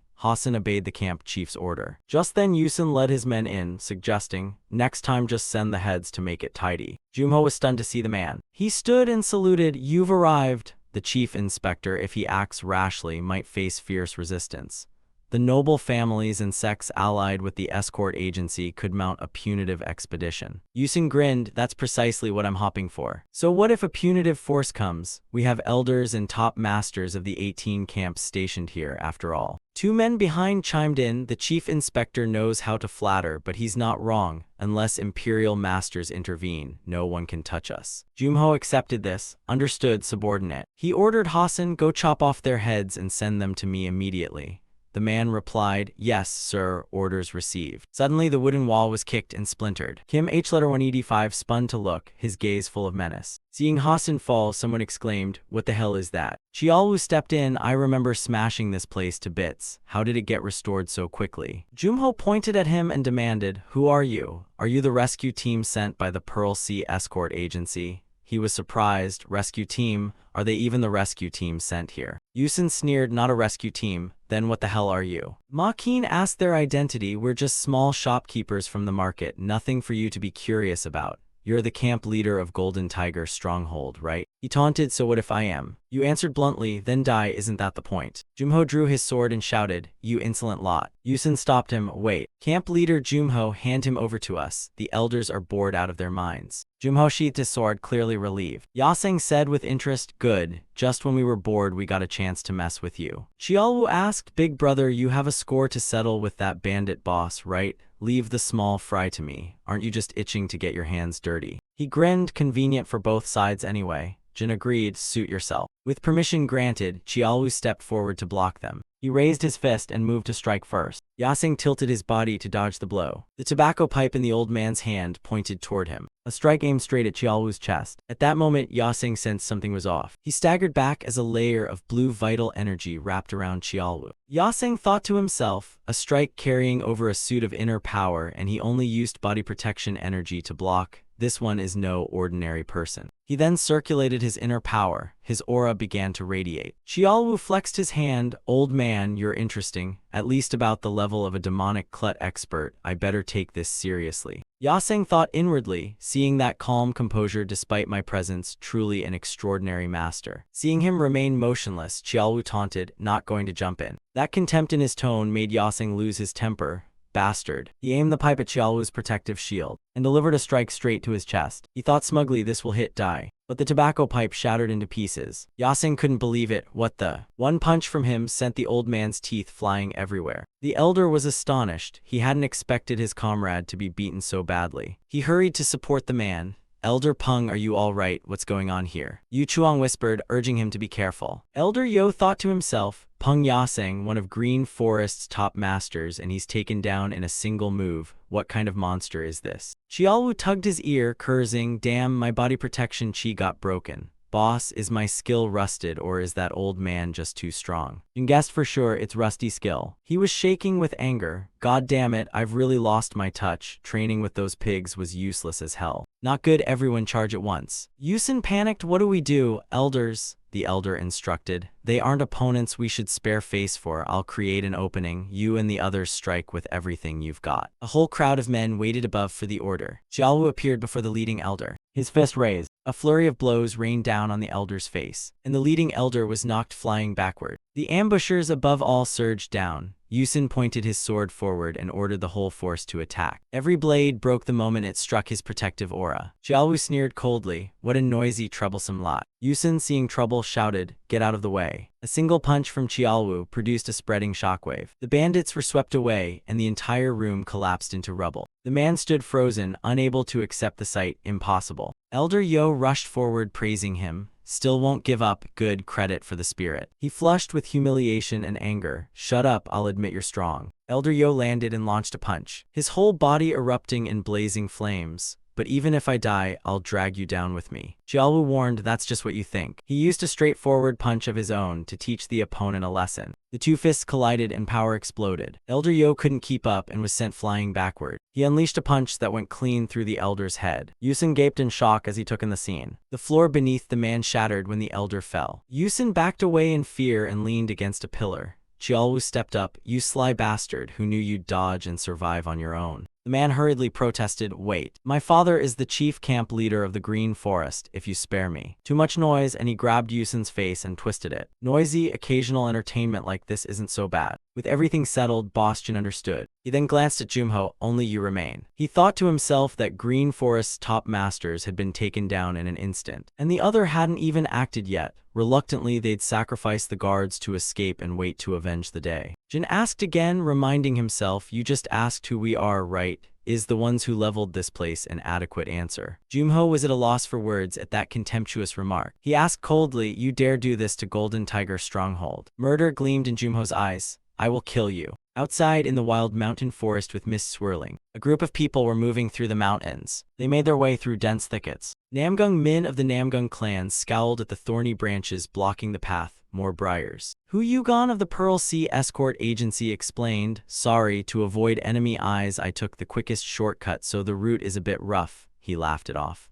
Just kidding, we're on a campaign against bandits. What's a bit of rough road? Namgung Jeong of the Namgung clan stepped forward to smooth things over, asking the vanguard to understand he's still young and inexperienced. He turned and warned, remember this well. The punitive campaign is important, but the hostages' safety is the top priority. Do not be careless and put them in danger. Jeong glanced into the distance, his expression solemn. He urged, then continue on. Min behind him asked curiously, what's going on, little master? Jeong hid behind the bushes. There was fighting ahead and he was surprised. Fighting. He confirmed it, but it seemed to have ended already. Min wondered aloud whether another force was acting besides them. Apparently, the Pearl Sea Escort Agency had been calling for help everywhere. He replied, maybe, but it looks like we need to hurry up. Over at Jumho's side, the situation was very tense. Jin clasped his hands behind his back, calmly dodging. In contrast, Jumho went mad, repeatedly slashing with his sword. Jumho couldn't contain himself and shouted, you bastard, all you do is dodge. Jin still tilted his head and asked, so hurt by grievances? I mean, are you so aggrieved that this den was smashed to pieces? He growled, my life's work destroyed by that squeaky-mouthed brat, how could I not be mortified? I'll wipe out your whole 9 generations and flatten your village. You found that utterly laughable. A lifetime of building up, a lifetime of bullying commoners, abducting and selling people to feed this den, and you begrudge losing it. Jumho was unrepentant. That's what bandits do, isn't it? What business is it of yours? He felt a surge of aura rush in. His whole body went limp as if about to crash face first to the ground. The tiger head spike slammed straight into the floor. Jin said indifferently, what does it matter? 12 years ago I was captured while escorting for the Yunxiang Escort Agency and sold to the demonic cult like livestock. He coughed and struggled to lift his head to look at him as he continued. There I was treated worse than animals, surviving death 100 times over before I could escape. A firm cavalry boot stamped hard on the man's forearm.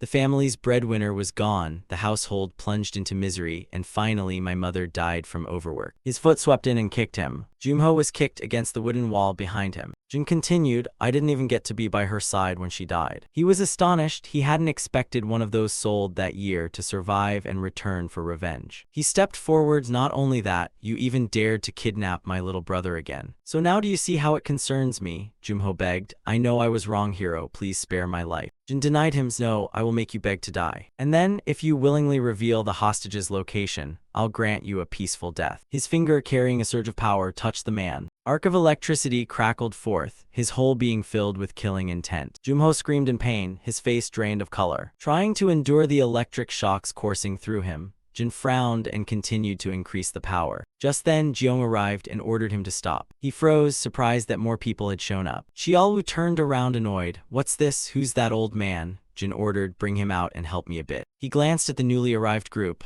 All right then. He charged forward with his sword. I told him to stop. Xiaolu blocked the strike with a punch. Fancy yourself stopping me, do it then. Jeong stared dumbfounded at the incoming punch. He raised his sword and hacked back to avert disaster. 2 currents of force clashed in midair. Jeong stood stunned, unable to believe his eyes. He pressed on with a flurry of sword strikes hopping to stop the boy's QU letter 1 EF3 NH kick. He thought to himself, I haven't used full strength. yet my sword energy was so easily undone. Jiaolu praised, you dodged that, not bad old man. Much more interesting than that other guy. Jiong glanced at the corpse. He was Peng Yaseng. Narrow-minded and cruel in temper, but a top-tier martial artist. His hand tightened on his sword. This needed to be taken seriously. This time Jiong employed the Heavenly Spear ultimate chi technique. Jiaolu rated his opponent highly. No wonder he wasn't an ordinary old man. From now on I'm serious. He shouted the 12 cloud swords, a blade streaking bright as it slashed forward. Jiaolu used his fist to block. The punch faintly radiated power. Jiong ducked to avoid it. His punch missed. Then he used his sword to parry. The two of them lunged, falling short of their target. He spread his legs wide to brace himself, but blood spattered from his mouth. He was shocked. How could this be? He'd expected at least to have seriously wounded him. Jiaolu touched the light scratch on his neck. He was intrigued. It's been a while since I've seen this move. Those accompanying him were stunned. The elder's death-defying technique only left a light scratch. Where did that monster come from? Min drew his sword and ordered protection of the elder. They formed a guard with Jiong in the center. Across from them, Jiaolu still smiled, utterly dismissive of his opponent. He sneered that you weaklings only know how to pile on a man, but that doesn't work in every case. He warned him to fall back. The job's not finished yet. Min worried, but the elder. Jiong grew angrier. You want to smear the Namgung clan's honor? Step down at once. Jiaolu cracked his knuckles, praising the spirit. That's the attitude. Behind him, he grabbed Jumho by the collar and stepped between. Hold on. Jiaolu turned back, curious. What's up? He was startled. Boss, your face. Jiong opposite was dazed. He slowly dragged the trembling Jumho toward them. Jin, with an old scarred face, asked, are you of the Namgung clan? He looked at Jin in disbelief. Could a single sentence really have subdued such a master? He confirmed his identity. Yes, I am Namgung Jiong. So you were probing? Pardon my rudeness. What business brings the Namgung clan here? He glanced at the man on the ground. Could that be the head of the Golden Tiger stronghold? Jin showed no hesitation.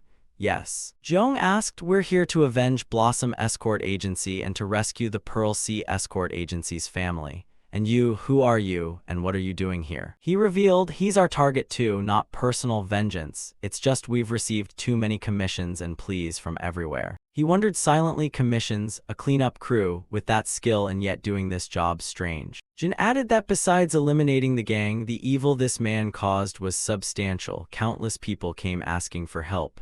Jiong hurriedly stopped him. Wait, hold on. He grabbed Jumho's head. They wanted him to pay for his crimes with death. Jiong panicked. What are you doing? Jin replied calmly, he's just paying his due. Everyone knows he's helpless, but first we should interrogate him about the prisoner's whereabouts. From the looks of it, the bandits here seem all wiped out. He reassured him, don't worry, he already confessed where he kept them while begging for his life. It seems those are the people you're looking for. Jiong was surprised. Really? Where? Jin recounted. He said there's an entrance to an underground hideout behind the large tree next to that ruined building. Please, elder, come see. From the prisoners' quarters came cries of joy. Someone's come to rescue us. We're saved. Jiong admired. You were right, he bowed. Thank you. The Namgung clan intervened personally. Without us, they'd have been safe anyway. We will take our leave. He offered an invitation. Aren't you going to see the faces of those you saved? Jin answered, we never intended charity, so there's no reason to meet them. It was just coincidence. We take our leave. Seeing the two depart, Min was curious. Who on earth were they? He replied, hard to say. I've never heard of such figures on the rivers and lakes before. He mentioned that hearing the word commission, it fit the role of a troubleshooter, but Jiong understood that his martial skill was far above someone in that line of work. Min continued, when I saw that big guy block one of Grandpa's strikes and come out unscathed, I was utterly amazed. He shared the thought, same here, perhaps he's trained an invulnerable Vajra body, or at least his external skill has reached an equivalent realm. He was astonished, an invulnerable Vajra body. Jiong still regretted it. What a pity, I should have tested myself against him to the end. Jiaolu still had concerns. What's the reason? Boss Jin asked, puzzled. What? He explained that the face-off nearly startled his younger brother. Then he remembered, right, I still haven't switched back, have I? Jin put his hand to his face and removed it. It's just a nuisance. Jiaolu hadn't foreseen what kind of nuisance. He was extremely cautious and likely wouldn't be involved with them again. But life's uncertain, better safe than sorry. Imagine rumors spreading that some meat sellers in some backwater wiped out Golden Tiger stronghold and then ran into Namgung clan masters. What do you think would happen? Qiaowu dimly understood. That would be troublesome indeed. He added, not only that first-level trouble, what if our past gets dug up during all this? He agreed, makes sense. This world is full of beastly, demonic people to the bone. What about you, little brother? One man facing them helps what? Jin had no choice. If I could swap places with you it'd be great, but by then it'll be too late. At least it lowers the risk a little, he said, and a quick switch would even look natural. Qiaowu urged, anyway, Ahian's been released. Let's hurry home and prepare to welcome him. They returned to their lodgings. Hyun has returned, I'm back. He hugged his younger brother. Good that you're safe. He felt very remorseful. Sorry, you were all so worried, weren't you? Jin feigned ignorance. I trusted you'd come back safe. I heard the Namgung clan rescued people. Hyun explained. They weren't the ones, though they helped a bit. He was curious, not fully understanding. What do you mean? Hyun ate as he explained. Namgung clan fighters did go to Golden Tiger stronghold to clear the bandits, but the group who wiped out the bandits was someone else. Jin let his brother finish his bowl of rice. He frowned, a little at a loss for words. The three of them sat pondering, no one spoke. Even the lively Qiaowu rubbed his chin in thought. Hyun continued eating. Majin looked at him with indulgent eyes. Hyun set the empty bowl down on the table. He slowly took a cloth and wiped his mouth. He knew it was time to get to the main point. Hyun asked directly, so can I start apprenticing at the butcher's stall now? Gwangho laughed, let him, I'll teach him. He thought to himself he'd unleash everything Qiaowu had done to him. Qiaowu pinched an ear. You haven't finished your own work yet and you want to teach someone. Gwangho protested at being dragged outside. What if my brother teaches? Let him, put him at the stall and yap at customers. Let's see how he runs the place while we're away. Hyun turned pale at that. Do I get treated the same? He denied it. You don't need to hold a knife, Gwangho, and I will handle the butcher's cleavers. Why was he so curious? Jin answered, to be the boss, this duty would make Hyun quite happy to hear. Cut to the Yongho clan residence. Inside a room someone was painting. Outside the door a voice announced, J-Wagging reporting. The person inside ordered them to enter. Hajung asked about progress, has it been verified? J-Wagging replied, yes sir. Hajung frowned, so what the hell happened at Sohyung? He recounted, the report says the Black Cloak Corps was defeated. The entire force slaughtered and buried. Hajung was stunned. What? Who did this? Was it the Imperial? J-Wagging denied it. I can't be certain, but it doesn't seem to be them. He was puzzled. Why? J-Wagging reported they'd left Ching Sim looking as calm as ever. If they'd fought the Black Cloak Corps, there'd be no way things turned out like that. Hajung confirmed, indeed, I wouldn't raise an ineffectual bunch that could be routed by the Imperial. So who then? Did Jin buy non-blue stone elixir? Seems not him either.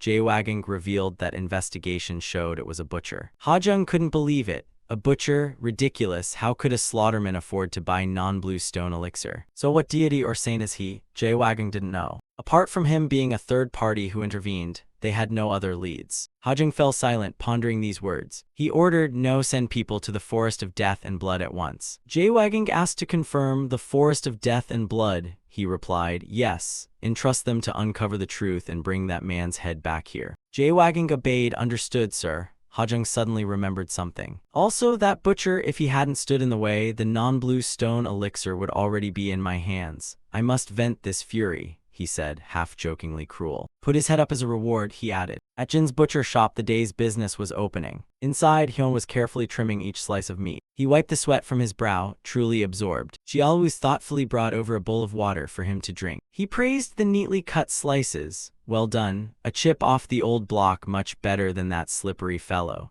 Hyun understood perfectly. No need for his brother to console him, he knew just how poor his own skills were. Now he understood why his brother wouldn't let him touch the knife earlier. Jin looked in, don't get me wrong, I said that because the butchering only needs the two of us. But in hindsight, that was a pretty wise decision. Hyun curiously asked, how should I handle this part now? Qiaowu reminded him, hand it over so I can trim it. He didn't see Gwangho and grew curious. Why hasn't that slippery guy shown his face? Lately he hasn't been home much either. Hyun guessed he would have asked what was going on, but he stammered and wouldn't explain. It seemed the Concordant Mind Association was having some trouble. Jin asked suspiciously what happened. He recounted that Blood Axe and the Concordant Mind Association had always been at odds, but recently their clashes had become more frequent. Qiaowu suggested, then shouldn't we teach that slippery fellow a lesson so he quits the group? Jin agreed, yeah, do it. Break his leg even if you have to. Maybe that'll make him give up that thug habit. Jin went out worried to fetch her. Didn't I tell you to go buy books? Qiaowu asked if she never got bored of reading day and night. It was hard for her to recover, so she should go out and walk more. She scolded the lot of them. That isn't important now. About the trio, what are you planning? Jin wondered what happened. Jin worriedly said there had been a stabbing near the bookstore. People had fallen, blood everywhere. The three of them fell silent, stunned. And you were the one to comfort them. Don't worry too much. Nothing will happen. What if the trio got hurt? We'll go check it out. You go home and wait first. Hyun relied on his brother for this. Hyun reassured them, yes, leave it to the big brother, we'll head home first. He thought to himself that with everyone around it would probably be fine.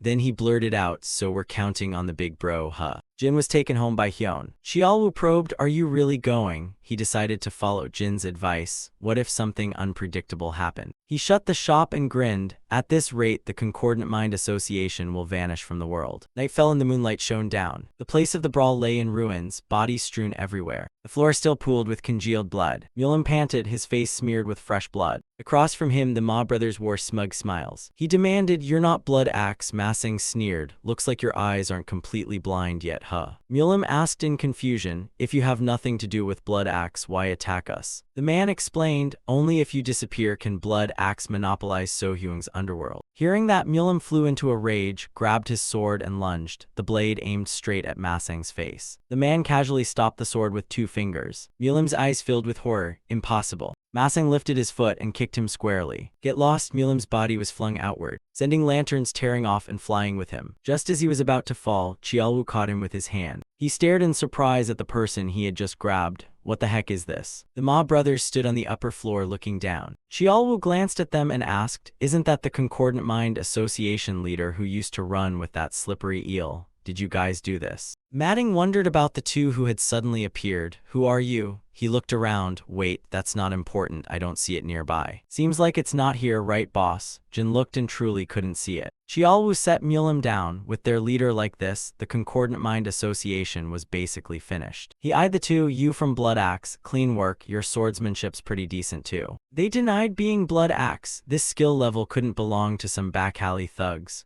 The blade was cold and precise, aimed at vital points with no wasted movement. When the two of them stepped inside, they stood facing the other pair. Jin realized, why is the cave empty like this? Something's off. What are you planning? Where are the Concordant Mind Association people? Both of them tensed, thinking the same thing, masters. Chiaolu threatened, if the next answer is still dumb as a clam, I'll assume you've had enough of living. Jin asked again, where did the Concordant Mind Association go? Madding blurted it out, to the Guandi Shrine in the east. He was surprised. The Guandi Shrine, why go there? He explained it was one of Blood Axe's strongholds. They went there to launch an ambush. Chiaolu realized it was a tiger luring its prey down the mountain, baiting the lackeys away to make handling the ringleader easier. He thought to himself that a Guangho was likely there too. If it were just low-level thugs fighting, fine, but if people like these got involved. Then he asked, were there people like you over there? He denied it, no, only the two of us in Sohyung. Massang held back. Madding, don't do anything stupid. Don't let any information slip. Before he could finish, Chiaolu's punch flew out and sent the guy's head spinning.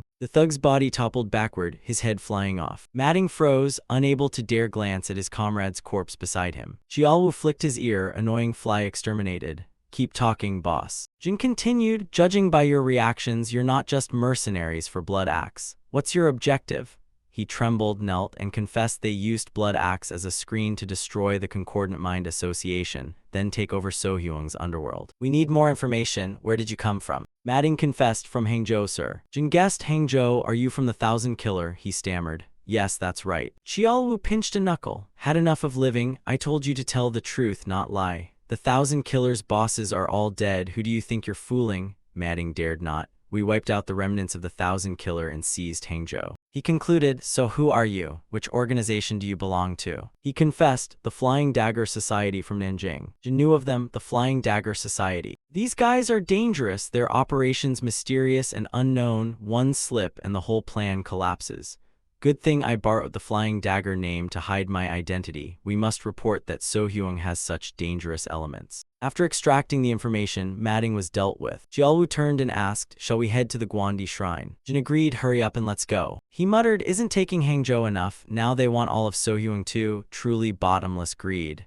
Jin felt the situation was far from good. He ordered that a Guangho be brought back immediately. Suddenly a familiar voice called boss, which made him stop in his tracks and look over in one direction. Over here, Jin immediately shifted to that spot. He caught his junior and asked, "What's wrong? Why are you here? Could it be that Jin rushed back to his home in the middle of the night?" He flung the door wide and loudly called for a Guangho. He was bandaged on both legs and arms, surprised. "Big bro." Jin sighed in relief seeing Guangho still alive. He was curious why his brother had. And then Qiaolu gave him a tap. He scolded the useless one. "Where do you go that you always get beaten like an idiot?" Guangho retorted. "Who wants to get beaten?" "Because those blood axe dogs dragged outsiders in. Otherwise the leader would still be fine." Qiaolu declared he's gone to sell salt. Guangho went pale and let out a sound. The next day at the butcher's shop on the street, he sadly returned to the shop. Qiaolu, cutting meat, asked, "You're back." He stared blankly and asked, "Where's Big Bro?" He revealed that at the slaughterhouse there had been a huge order last night, so they were swamped. Guangho was surprised. A huge order. Qiaolu bragged, "Since opening the butcher shop, we've never had an order this big. 3 cows and 10 pigs, can you believe it?" He really was dejected. That attitude made him put the knife down, then he let slip another bit. "Want to hear something better? That massive order was placed by the Blood Mansion." Guangho was stunned. "What?" "He's angry. Why are you doing business with those dogs?" Qiaolu, annoyed, flicked Ma Hao's forehead. "Where do you think the money for your medicine comes from? If you like causing trouble, don't get yourself hurt." From behind, Jin pinched him hard. Qiaolu cried out in pain. He stammered, "What's wrong, Jin Nai?" She reminded him, "Third brother is rotten with sadness. Do you have to torment him like that?" Jin, noticing his mood, turned to look at her and asked with concern, "Still not better? Is it because of that Jin fellow?" Guangho, surprised, "How did you know about that?" Jin said bluntly, "Third brother talks in his sleep every night. Only the deaf wouldn't know. He was surprised me." "You confirm, right, that he's the one who helped third brother flee, aren't you?" Guangho lowered his eyes sadly as he recalled the memory that rewound to that night. Guangho gripped the butcher's knife and looked at the scene before him in alarm. Ahead, the two sides were locked in fierce combat. Someone turned back and urged him, Guangho, run." No sooner said than the person was pierced through the chest by a sword. Guangho cried out, "Big bro." He burst into tears. "Yes, since joining the Concordant Mind Association, he's always taken care of me." Jin called from behind, "So what do you want now? If you want to seek revenge, we'll help." Qiaolu, hearing this, brightened. "Really? Since when is boss suddenly so kind?" Guangho hesitated for a long time, unable to decide. He thought to himself that if it were Big Bro and Qiaolu, maybe they could do it.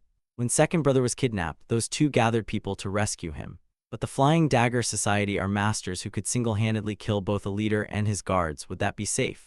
More importantly, the two brothers worked hard to leave their mercenary lives. They shouldn't be dragged back into bloodshed. Guangho declined, "No, forget it, it's past." Jin worried, "Are you okay?" He remained depressed as before, only answering yes. He patted his shoulder comfortingly. "Then forget the Concordant Mind Association, give up those dangerous jobs." Guangho rubbed his chin thoughtfully. "So what should I do now?" Jin suggested, "If you don't fit selling meat, go work on a farm." He asked curiously, "Why suddenly a farm? You mentioned old Jian often sends meat to your stall." Qiaolu wondered, "That old man is odd. Is he ill? I saw him the other day and he seemed fine." Jin revealed the old man said he'd farmed his whole life and was tired and bored, so he planned to sell it. Guangho doubted where would the money come from to buy it. He estimated the old man set a cheap price, so with saved money plus this big order, they'd almost have enough. He began to consider, after all, he's not cut out for selling meat. Then he agreed, "All right." Jin happily patted his shoulder. "Good thinking." Hyun came back leading someone. "I'm home." Guangho went pale as he turned to look. Jin Hong spoke up, "I heard you were hurt. I was worried sick, but it turns out you're unharmed, huh?" He was astonished. "Big bro, what are you doing here?" Hyun slapped Guangho. "Damn, you cried like a baby over someone who's clearly alive. You had me terrified you'd do something reckless. Oh my god." Qiaolu pointed toward him. "So this guy is some Chin, huh?" Hyun replied. Of course, this idiot was bawling before he even knew the whole story. Hearing that, his expression darkened to the extreme as he glanced at Guangho. Jin, busy at the back, took up a broom and stepped forward. And she was equally annoyed. "You idiot, so he got beaten up." The piercing screams echoed. Before long it was evening.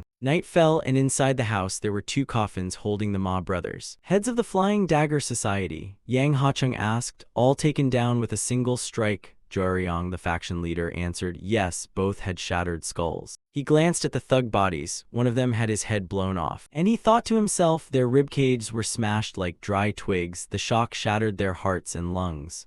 Are there fighters of this caliber in Sohyung? Joryong assessed that both deaths had the same cause, one strike to the head. Ha-chung marveled. They were excellent members of our Yong-ho clan's hidden dragon unit. Never expected So-hyung to harbor such a master. He ordered a discreet investigation around the area to determine whether it was a simple accident or someone plotting something. Ha-chung asked in surprise, "Do you have any leads?" The T-letter 1ED Long unit has a name, the Black Crow unit. It seems the reports of their annihilation were true. If that's the case, the one who wiped out the Black Crow unit is. He confirmed very likely the same person. Jaryong glanced at the people behind him. The whole group of masked men froze at his command. He ordered his subordinates to hold position and halt all outside activities until the perpetrator was identified. The next day, a new morning began, sunlight streaming brightly over the butcher shop on the street. Chiaolu waved his hand over his flushed face, the heat practically melting the fat. He handed him a bowl of water. "Drink this." Chiaolu gushed, "Where did you get ice in this heat?" Jin replied, "I brought up a slab from the cellar. I wanted a cold sip because everything's so hot you can't swallow." He tossed his head back and downed it, then asked, "Nice, but does Hyun have no objections? If he knew he'd jump up in a fit." He answered, "He's not here. He's out collecting debts from Blood Axe." A call sounded outside. "I'm back." Chiaolu turned and struggled to help his uncle. His voice fell silent when he saw Hyun's appearance. His face was swollen and bruised. Enough with the stones. He was still worried that the two of them had dragged stones from the storeroom to use. "How many times have I told you not to take more stones? At this rate, how will we survive till winter?" Jin fretted, "Is that what's important now? What happened to your face and eyes?" Hyun tried to hide it. "It's nothing really." Chiaolu didn't need to guess. This had to be the work of Blood Axe, right? He denied it. "Not them." He snapped angrily, Not them. I told you to go collect from them, didn't I? Damn those dogs." Jin cut in, "Order, please." "Hyun, tell us straight, what exactly happened?" Hyun recounted. "They demanded the rest from me and then beat me up a bit." Chiaolu annoyed, "I knew it. So how much did they pay?" He glanced at the thin pouch that was only half full. He picked it up and saw that losing half wasn't such a big hit. Hyun warned, "Accounting for the effort, it's a glaring loss." Chiaolu was about to take off his hat and apron to settle it. "What boss? Those guys meant to stiff us from the start. Let the boss send me to collect." Jin stopped him. "Wait, what are you going to do?" He froze. "Go collect the money, what else?" He glanced at Hyun sitting beside him, then whispered to Chiaolu to find out who was backing Blood Axe. He replied, "The Flying Dagger Society." "What can those few shrimp-sized guys do?" Jin carefully warned, "The people we saw at the Concordant Mind Association aren't merely Flying Dagger Society hires. There's a bigger hand behind them. Tangling with all of them would be serious trouble." Chiaolu simply thought, "What's the fuss? Kill them all and be done." He was warned, "Kill them all and their allies will come after you, then you plan to keep killing." He pondered, "True enough." Hearing Chiaolu, Hyun stood and asked, "What nonsense are you spouting?" He continued, "It could happen." Jin put it aside for now. After all, it's not a huge loss. Just chalk it up to bad luck from a rabid dog bite. Chiaolu had to swallow his anger. Damn it, a mad dog deserves a good thrashing to learn. Jin advised, "Let me fetch some liquor from the storeroom. We'll have a few drinks to drown our sorrows. Liquor cools the fire." He agreed at that and relented. "If the boss says so, I'll hold back, but what if they get aggressive again?" He accepted on that condition and then, "Just as I said, pick up a stick and whack them." At that moment, the butcher shop door was kicked wide open. Horieo led people in, thinking they'd be hiding somewhere, but it turned out they were holed up right here. Hyun was surprised. "Blood Axe?" Chiaolu asked them again. He panicked. "Did they follow us all the way here?" Jin ushered Hyun into the back room. "Hyun, hide inside for now and let us receive guests." Chiaolu entertained them. "What breeze blew you here?" The man demanded. "You got the goods money, right? Spit out the protection fee." He didn't understand what tax we'd already paid the magistrate. Horieo arrogantly said, "Who's talking about magistrate taxes? This is the fee you pay us." He exclaimed, "So it's extortion." The man twisted words and spoke rudely. "To be clear, your peaceful business runs because we provide protection. It takes effort to guard this place, so be decent and pay up. Think of it as mutual give and take, helping one another." Chiaolu cut him off. "Too much fancy talk, so you're demanding protection money." He confirmed it was the protection fee before he bothered to speak plainly. He stepped forward, "But we don't need protection." "Open your eyes and look properly. Do I look like someone who needs protecting?" Horieo flinched. "Just a lowly butcher. How does he carry such an oppressive aura?" He grabbed a chunk of meat, seized the man's head and berated him, "You useless lot," then hurled the piece of meat straight into the man's face. The whole gang was sent flying out of the shop. Chiaolu stood at the door, blocking the cold, barking, If any of you dare show your face here again, I'll snap every neck. Watching them limp away, he chuckled with satisfaction. Jin inside set snacks on the table and asked, "That feel good, huh?" Xiaolu sneered, "Those ragged wretches demanding protection fees. It's laughable. We planned to stomp those bastards to death but worried the kids might see, so I shooed them out gently, think they won't dare come back." He found it funny, tossing people out the door and calling that gentle. He considered that being overly kind. They're lucky they could even crawl away alive. Fair point. "How's Hyun?" he answered, still not himself. "I doubt they expected us to be holed up like this. Word is those dogs have been running wild the past few days." Xiaolu grew worried. Is this okay? They're acting openly like this. Jin frowned, a thought flashing through his mind. He urged, "No good, grab a stick and let's go, little bro." Night fell, moonlight pouring down below. Blood Axe was heavily guarded. But from Xiaolu's vantage, hiding on the roof, those two shrimp-level punks were pretending to act like they ran a Mulim faction. "What to do?" his big bro replied. "Let them be, deal with them quick and leave." The two of them flew into the backyard and landed lightly on the ground. He exclaimed, "What a perfect night for business." Jin agreed. "Yes, clear moon, cool breeze, visibility's perfect. I think it's over there." He glanced at the building ahead, strike fast and brief. A few guards in the backyard were yawning lazily. 3 small stones zipped toward them, each aimed precisely at their temples. When all 3 slumped unconscious, the 2 finally revealed themselves. Jin ordered, in case of trouble, clear them out. He dragged the 3 men away, seeing these guards confirmed this was the place. With so many deaths recently, didn't they notice? Jin added, if they were sensible, they wouldn't have taken this spot to begin with. Xiaolu casually tossed the 3 men over the wall. He stepped into that room. "Come on in." Inside, Imhong was snoring loudly with 2 beauties by his side. He watched the 2 sleep so soundly even kings couldn't match them. Jin's finger unleashed a pulse of inner energy. The 2 women nearby were struck. He instructed, "All right, wake him up." Xiaolu stomped on that man's groin. Imhong woke with his eyes rolling in pain. He screamed, veins bulging on his face. Xiaolu grabbed the man's hair, then ruthlessly hurled him to the ground. He turned and admonished, "Hey, however jealous you are, don't hit there." He shrugged, feigning innocence, just a slip of the foot. Imhong shouted, "Guards, where are the sentries?" Jin stepped forward, but it was useless. The sound here was sealed off from outside. "Are you the leader of Blood Axe?" Xiaolu took a swig from the nearby wine flask. "Answer smartly before I turn you into a cripple." Imhong dropped to his knees, bowing his head to the ground. "Yes, it's me." Xiaolu sat opposite. "You found the right seat, huh? Do you know why we're here?" The man kowtowed. "No, I don't know." Xiaolu flung the wine cup toward Imhong, full of swagger. The cup smashed hard against his head and fell. Jin used inner power to lift the cup, then crushed it. The cup shattered into fragments and fell. Imhong trembled uncontrollably. Xiaolu warned, "Don't play games with us." The man was sweating buckets. "So who exactly are you?" Jin declared, "First of all, I'm not interested in Blood Axe or the Concordant Mind Association. Nor do I intend to steal your seat. I just want to live peacefully, dream of an ordinary life like everyone else, but these irritating things keep bothering me." The man 2 L letter 1E7NH said, "You name it and I'll deal with it right away. I just want to live peacefully, dream of an ordinary life like everyone else, but these irritating things keep bothering me." The man 2 L letter 1E7NH said, "You name it and I'll deal with it right away. Don't beat around the bush, I'll be blunt. Recently you've been collecting protection fees from shops, right?" Imhong was surprised. Yes, we are collecting."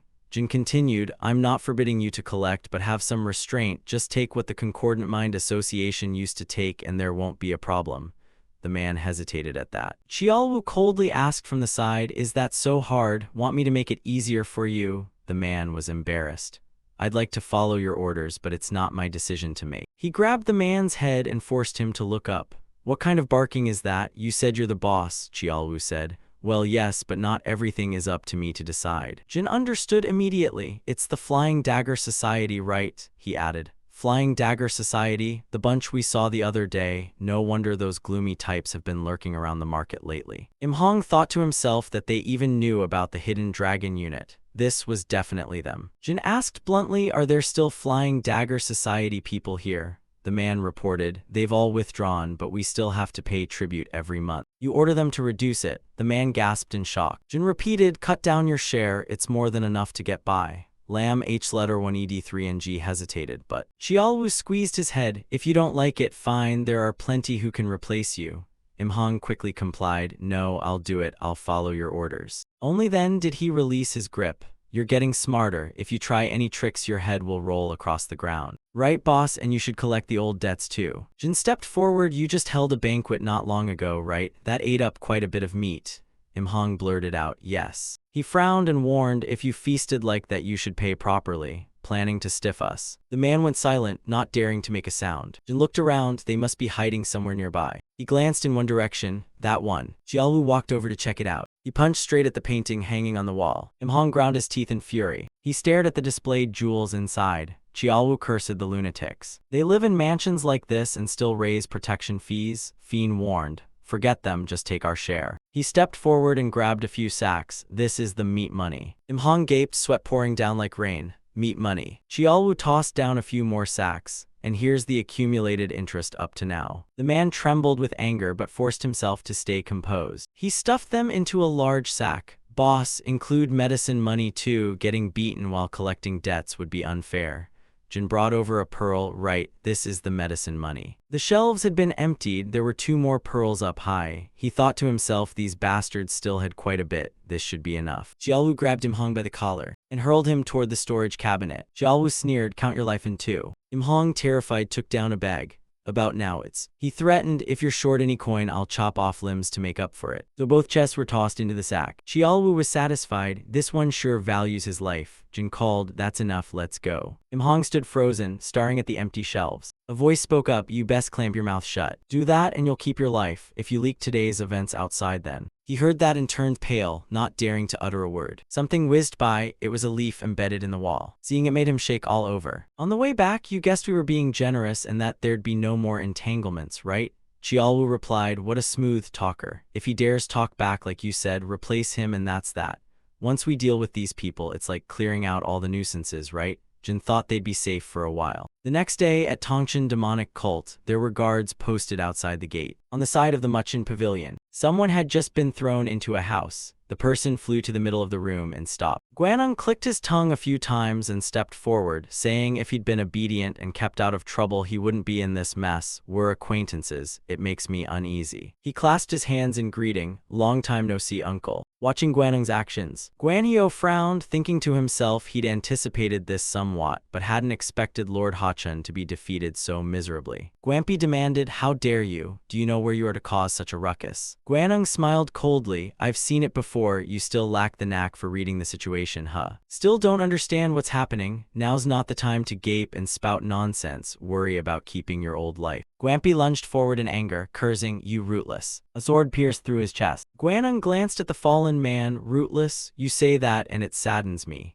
Tongshan demonic clan rightfully belongs to me. I am the son of the previous sect leader. Not your uncle's. You seized the throne the moment my father fell ill, didn't you, uncle? Guanhio fell silent at these words. He did not want to argue. I have nothing more to say. Anything you say now would just be a feeble excuse. He laughed, quick learner. Indeed, your uncle is nothing like that stupid fool. The old man spoke up, but I want to ask one thing. Guanung invited, go ahead, uncle. Guanhio wondered aloud, though I am a tiger come down to the plains, I'm not so weak as to be felled by you in an instant. Why did they betray me? He glanced at the people behind him. It's simple. The leaders of the loyal demon and the front demon have long been my men, and a third of the elders sided with me from the start. All thanks to my father's arrangements. To bring the remaining old men around, I had to enlist the help of a high master. Your acquaintance, the uncle's man, is known to me as well. That person stepped into the main hall, then hoisted up the figure lying on the ground and hurled him forward. The man's entire body landed on the floor right in front of him. Guanhio angrily grabbed the man and snarled, all right. The opponent pulled off the hood. I'm not dead yet, no need for a fuss. He was shocked at the other's face. You're Kyohyok the sword fiend, how come you are here? Kyohyok replied, you think this will end that easily? Then you greatly underestimate me. He bore a deep grudge against you. Samajin hasn't yet paid his debt to me, so there's no way I'm dying. Not even the king of hell can touch me. The sword in Kyohyok's hand rose up, and in one stroke slashed toward Guanhio. He screamed in pain. Guanhio collapsed right before them. Guanung grinned, at last. With the sect leader and the elders dealt with, taking over the sect is only a matter of time. Just then a subordinate ran in to report. He knelt and reported. Kyohyok asked if the remnants had been wiped out clean. The man reported most were dealt with, but he heard a few slipped out of the hidden vaults and fled with the token. Guanzu was astonished. What? The celestial devil orb? The subordinate confirmed.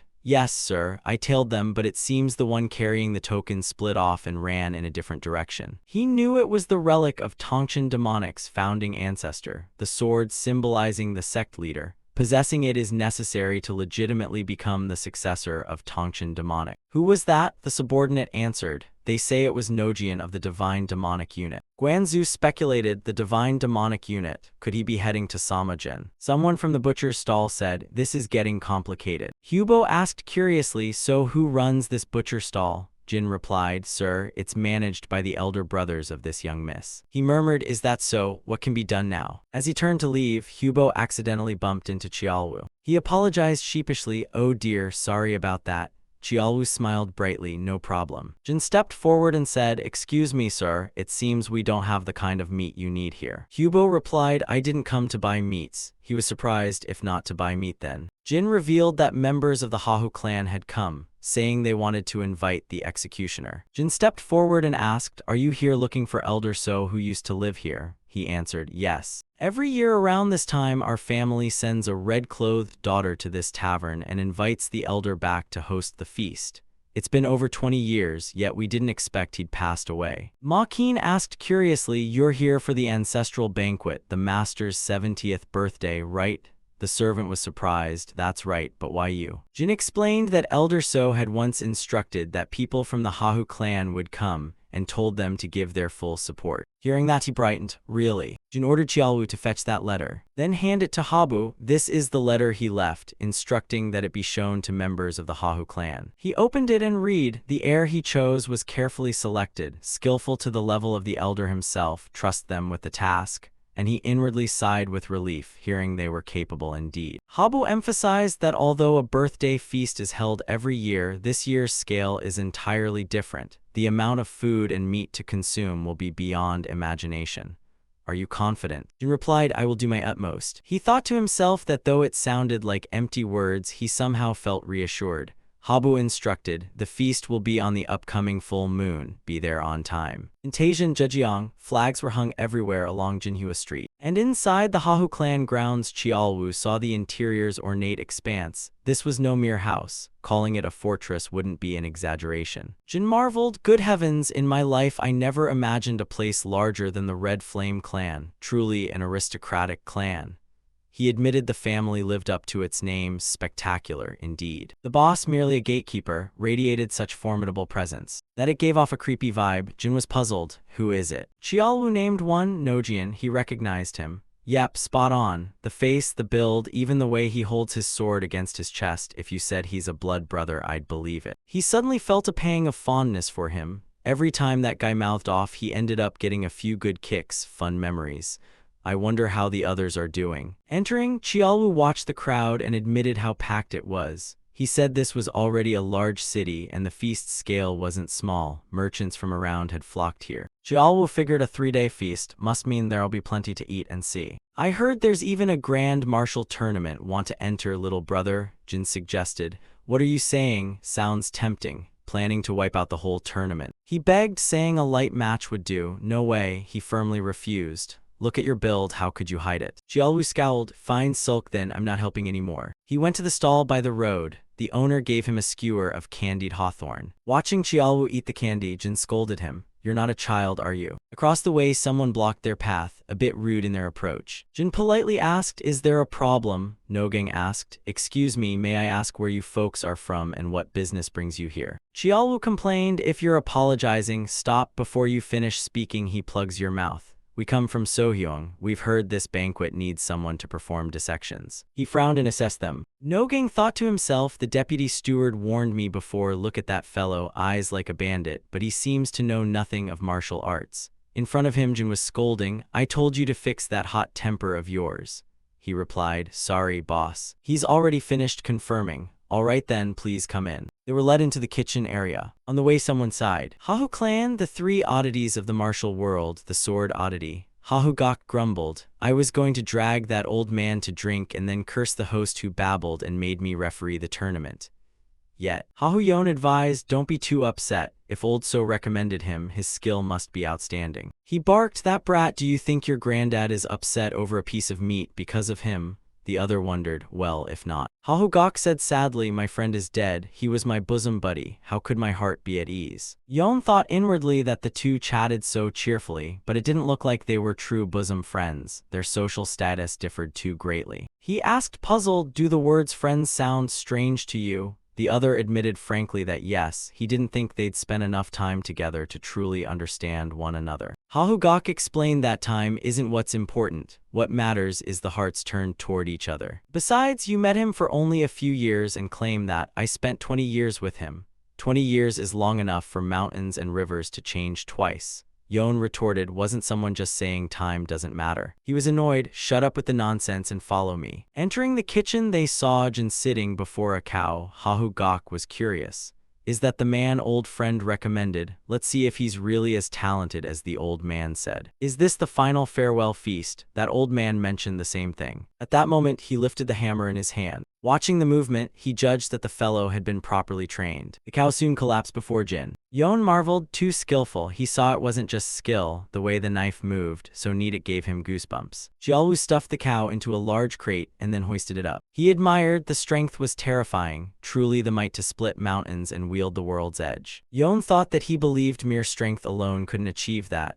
Hahugak agreed, absolutely not. Then he suddenly launched a palm strike toward them. From his palm, a crimson aura of chi radiated. Yon thought inwardly, the merchant's intense chi realm is indeed like the Grandmaster. Would he merely dodge or counterattack? That aura rushed toward Chiaolu. He casually used his hand to smash that attack to pieces. They were stunned, couldn't believe it. That was the Grandmaster's Kai, the one nicknamed Mad Sword among Mulim's 3 oddities. Hahugak curled his lip in a smile. Interesting. Jin warned, please stop this jest. I'm not sure I can hold my patience much longer. He stepped forward and asked, so you were holding back on me, should I be thanking you? The youth replied, I only said that because I'm worried the work here will be delayed.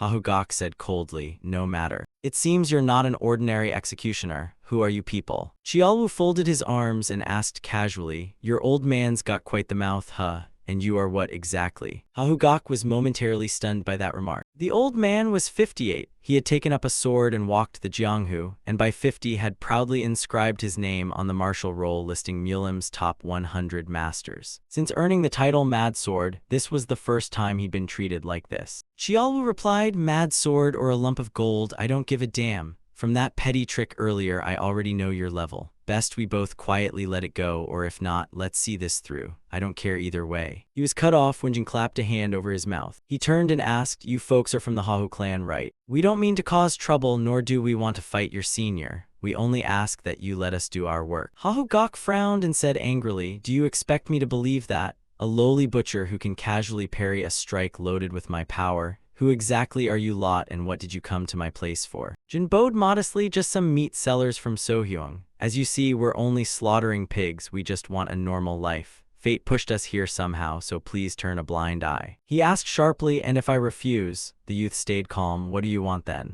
Hahugak led the way, what else does an old man who has spent his life tasting blood on a sword's edge want? Follow me. He led them out to the edge of the woods. Hahugak bent and picked up a small branch. He announced, let's begin. Jin also bent and picked up a small branch. Chiaolu gripped his wrist and advised, wait, boss, this isn't right. Jin eyed him suspiciously, what do you mean? He answered, there must be proper rank and order. How can a shrimp-level fighter challenge the boss? You remind him, are you kidding? Of those we've faced, how many reached that level? Most of them were handled nicely by me. The number of people the boss truly took seriously could be counted on one hand, like that Kyohyok sword specter. Chiaolu mused and then remembered, I still have a debt to settle with that old man. I wonder if that crotchety lecturing old fool is still alive. You know his life won't be easily ended. He's probably hiding somewhere, bidding his time to strike back. He pleaded, then fine, that way I can send him off to meet his ancestors, right? I'll take care of this old man. Jin frowned. Why did you steer the conversation that way? He thought fighting a strong opponent would sharpen his craft and give some excitement. Lately, he'd felt rusty.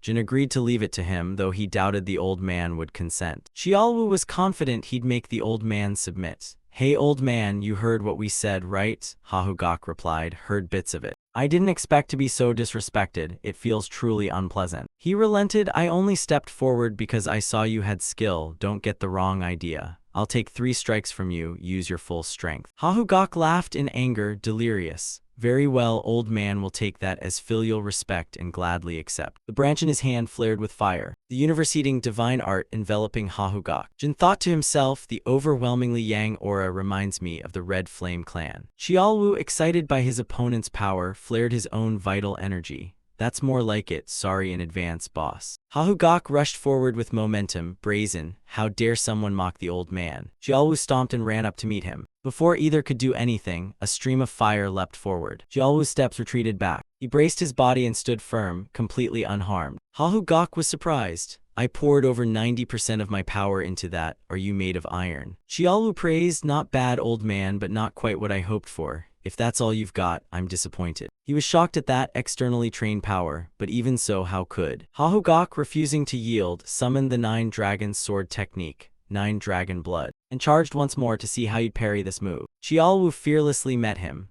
A barrage of chain punches burst out from him like a storm. The two fought fiercely. Hahugak was driven backwards by that overwhelming force. He struggled to defend while launching counterattacks. Countless fire streaks shot toward him, 9 dragon slash. Xiaolu snorted coldly and poured his strength into his fist. The collision sent shockwaves through the surroundings. Xiaolu spat a mouthful of metallic-tasting blood. He smiled brightly and wiped the blood from his lip. Nice, old man, it's been a long time since I've seen blood. Hahugak was amazed. Even without unleashing full power, that strike was over 10% of his strength. Yet it only left a wound. Could he have reached an indestructible diamond realm? But however hard, nothing is truly unbreakable. Thiet Vu teased, what's wrong, old man, giving up? He waved, stop meddling and come on. Let old man show how fragile that bronze-turned-iron body of yours really is. Was that a compliment? Sure, why not? Suddenly, Jin noticed something off. Wait, he's using M1E1C Kwang Tu La Chi. Is he really that surprised? So Xiaolu used the steel fist first, to Hahugak's astonishment. A whirlwind formed around him, and Xiaolu shot forward like an arrow. Hahugak raised the branch, flames curling around it. Jin worried, this is an internal heavy hand technique. At this rate, someone could die. A violent explosion erupted, fire blasting in all directions. Flames shot high into the sky, trailing thick black smoke. As the smoke slowly cleared, the two faced each other, both astonished. For Jin stood between them, having stopped the blow. He covered his mouth with a cough, and bright blood spurted out. Xiaolu worried, are you okay? Jin wiped with his sleeve, not exactly fine, but I'm not dead yet, don't worry. He praised, your skills improved a fair bit. Xiaolu laughed, because the boss mocked my decline, I had to try harder. Hahugak stood there silent, as if unable to accept the truth. The branch in his hand had splintered. Hahugak demanded, what are you playing at? Jin explained, it was too dangerous, so I had to step in. Hahugak shouted, you stepped in because it was dangerous. Is there any duel in this world that isn't dangerous? Jin replied, a simple probing of strength is enough. There's no need for a fight to the death. He still craves battle. The first exchange between him and I wasn't even finished. Calm down. The result is settled. You must feel that too. At this point, it's enough to see each other's strength. That should satisfy your curiosity, right? A good hearty match is enough. Why be stubborn about victory or defeat? Hahugak scowled, stubborn am I? He couldn't argue back and thought to himself, a clear sky without a single cloud, just like in the old days. When I slipped away from the family with a sword, those long years weren't all glory. I tasted bitter defeat and countless despair, but I've never felt as pathetic as now. They interfered and stopped the moment. Both sides were unleashing full power. If not for fear of utterly overwhelming martial skill, it would be unthinkable. And it's a duel between fighters of my caliber and his. So young yet having achieved so much. Hahugak recalled what you said, that you only want an ordinary life and merely drifted here while pursuing that wish. So pretend you don't know, so powerful and yet dreaming of a normal life. He stood frozen, staring at his palm. Compared to him, a strange aura radiated around Hahugak's body. Xiaolu exclaimed, what the hell is this situation? Jin quickly clamped his mouth and signaled SHH. Hahugak's expression returned to normal. He spoke gratefully. Hahugak's expression returned to normal. He spoke gratefully. Jin smiled. Congratulations. Xiaolu isn't satisfied. Damn it, I slave away for this country and fate drops luck on someone else. Anyway, don't forget this favor. Hahugak readily agreed. Of course I won't forget, I'll be sure to repay you. Jin urged Thiet Vu to get back to work. Stop standing around, let's go back. On returning, Yon curiously asked, where did you just go? Hahugak replied, why the sour face? He recounted, I hadn't even seen the master's duel before my father called me. He said I must enter the Grand Martial Tournament. Hahugak was surprised. The Grand Martial Tournament, the contest at the birthday celebration. Don't go if you don't want to. When have you ever listened to your father to be so down? Yon was awkward. Normally that's true, but this time it's an order from above. He guessed who. Could it be the family head? He confirmed, yes, I refused and ran off, but it still feels a bit awkward. Hahugak had to ask again, are you really going to disobey the family head's orders? Yon explained, I used the excuse of the master. I told them if they want me to participate, they should ask the master for permission. He sighed helplessly. That kid. Chialwu murmured and gossiped while working on the side. Boss, that old geezer looks pretty sharp, but that kid isn't to be underestimated either. Jin agreed, admitting the fellow was interesting. Power like that isn't trivial.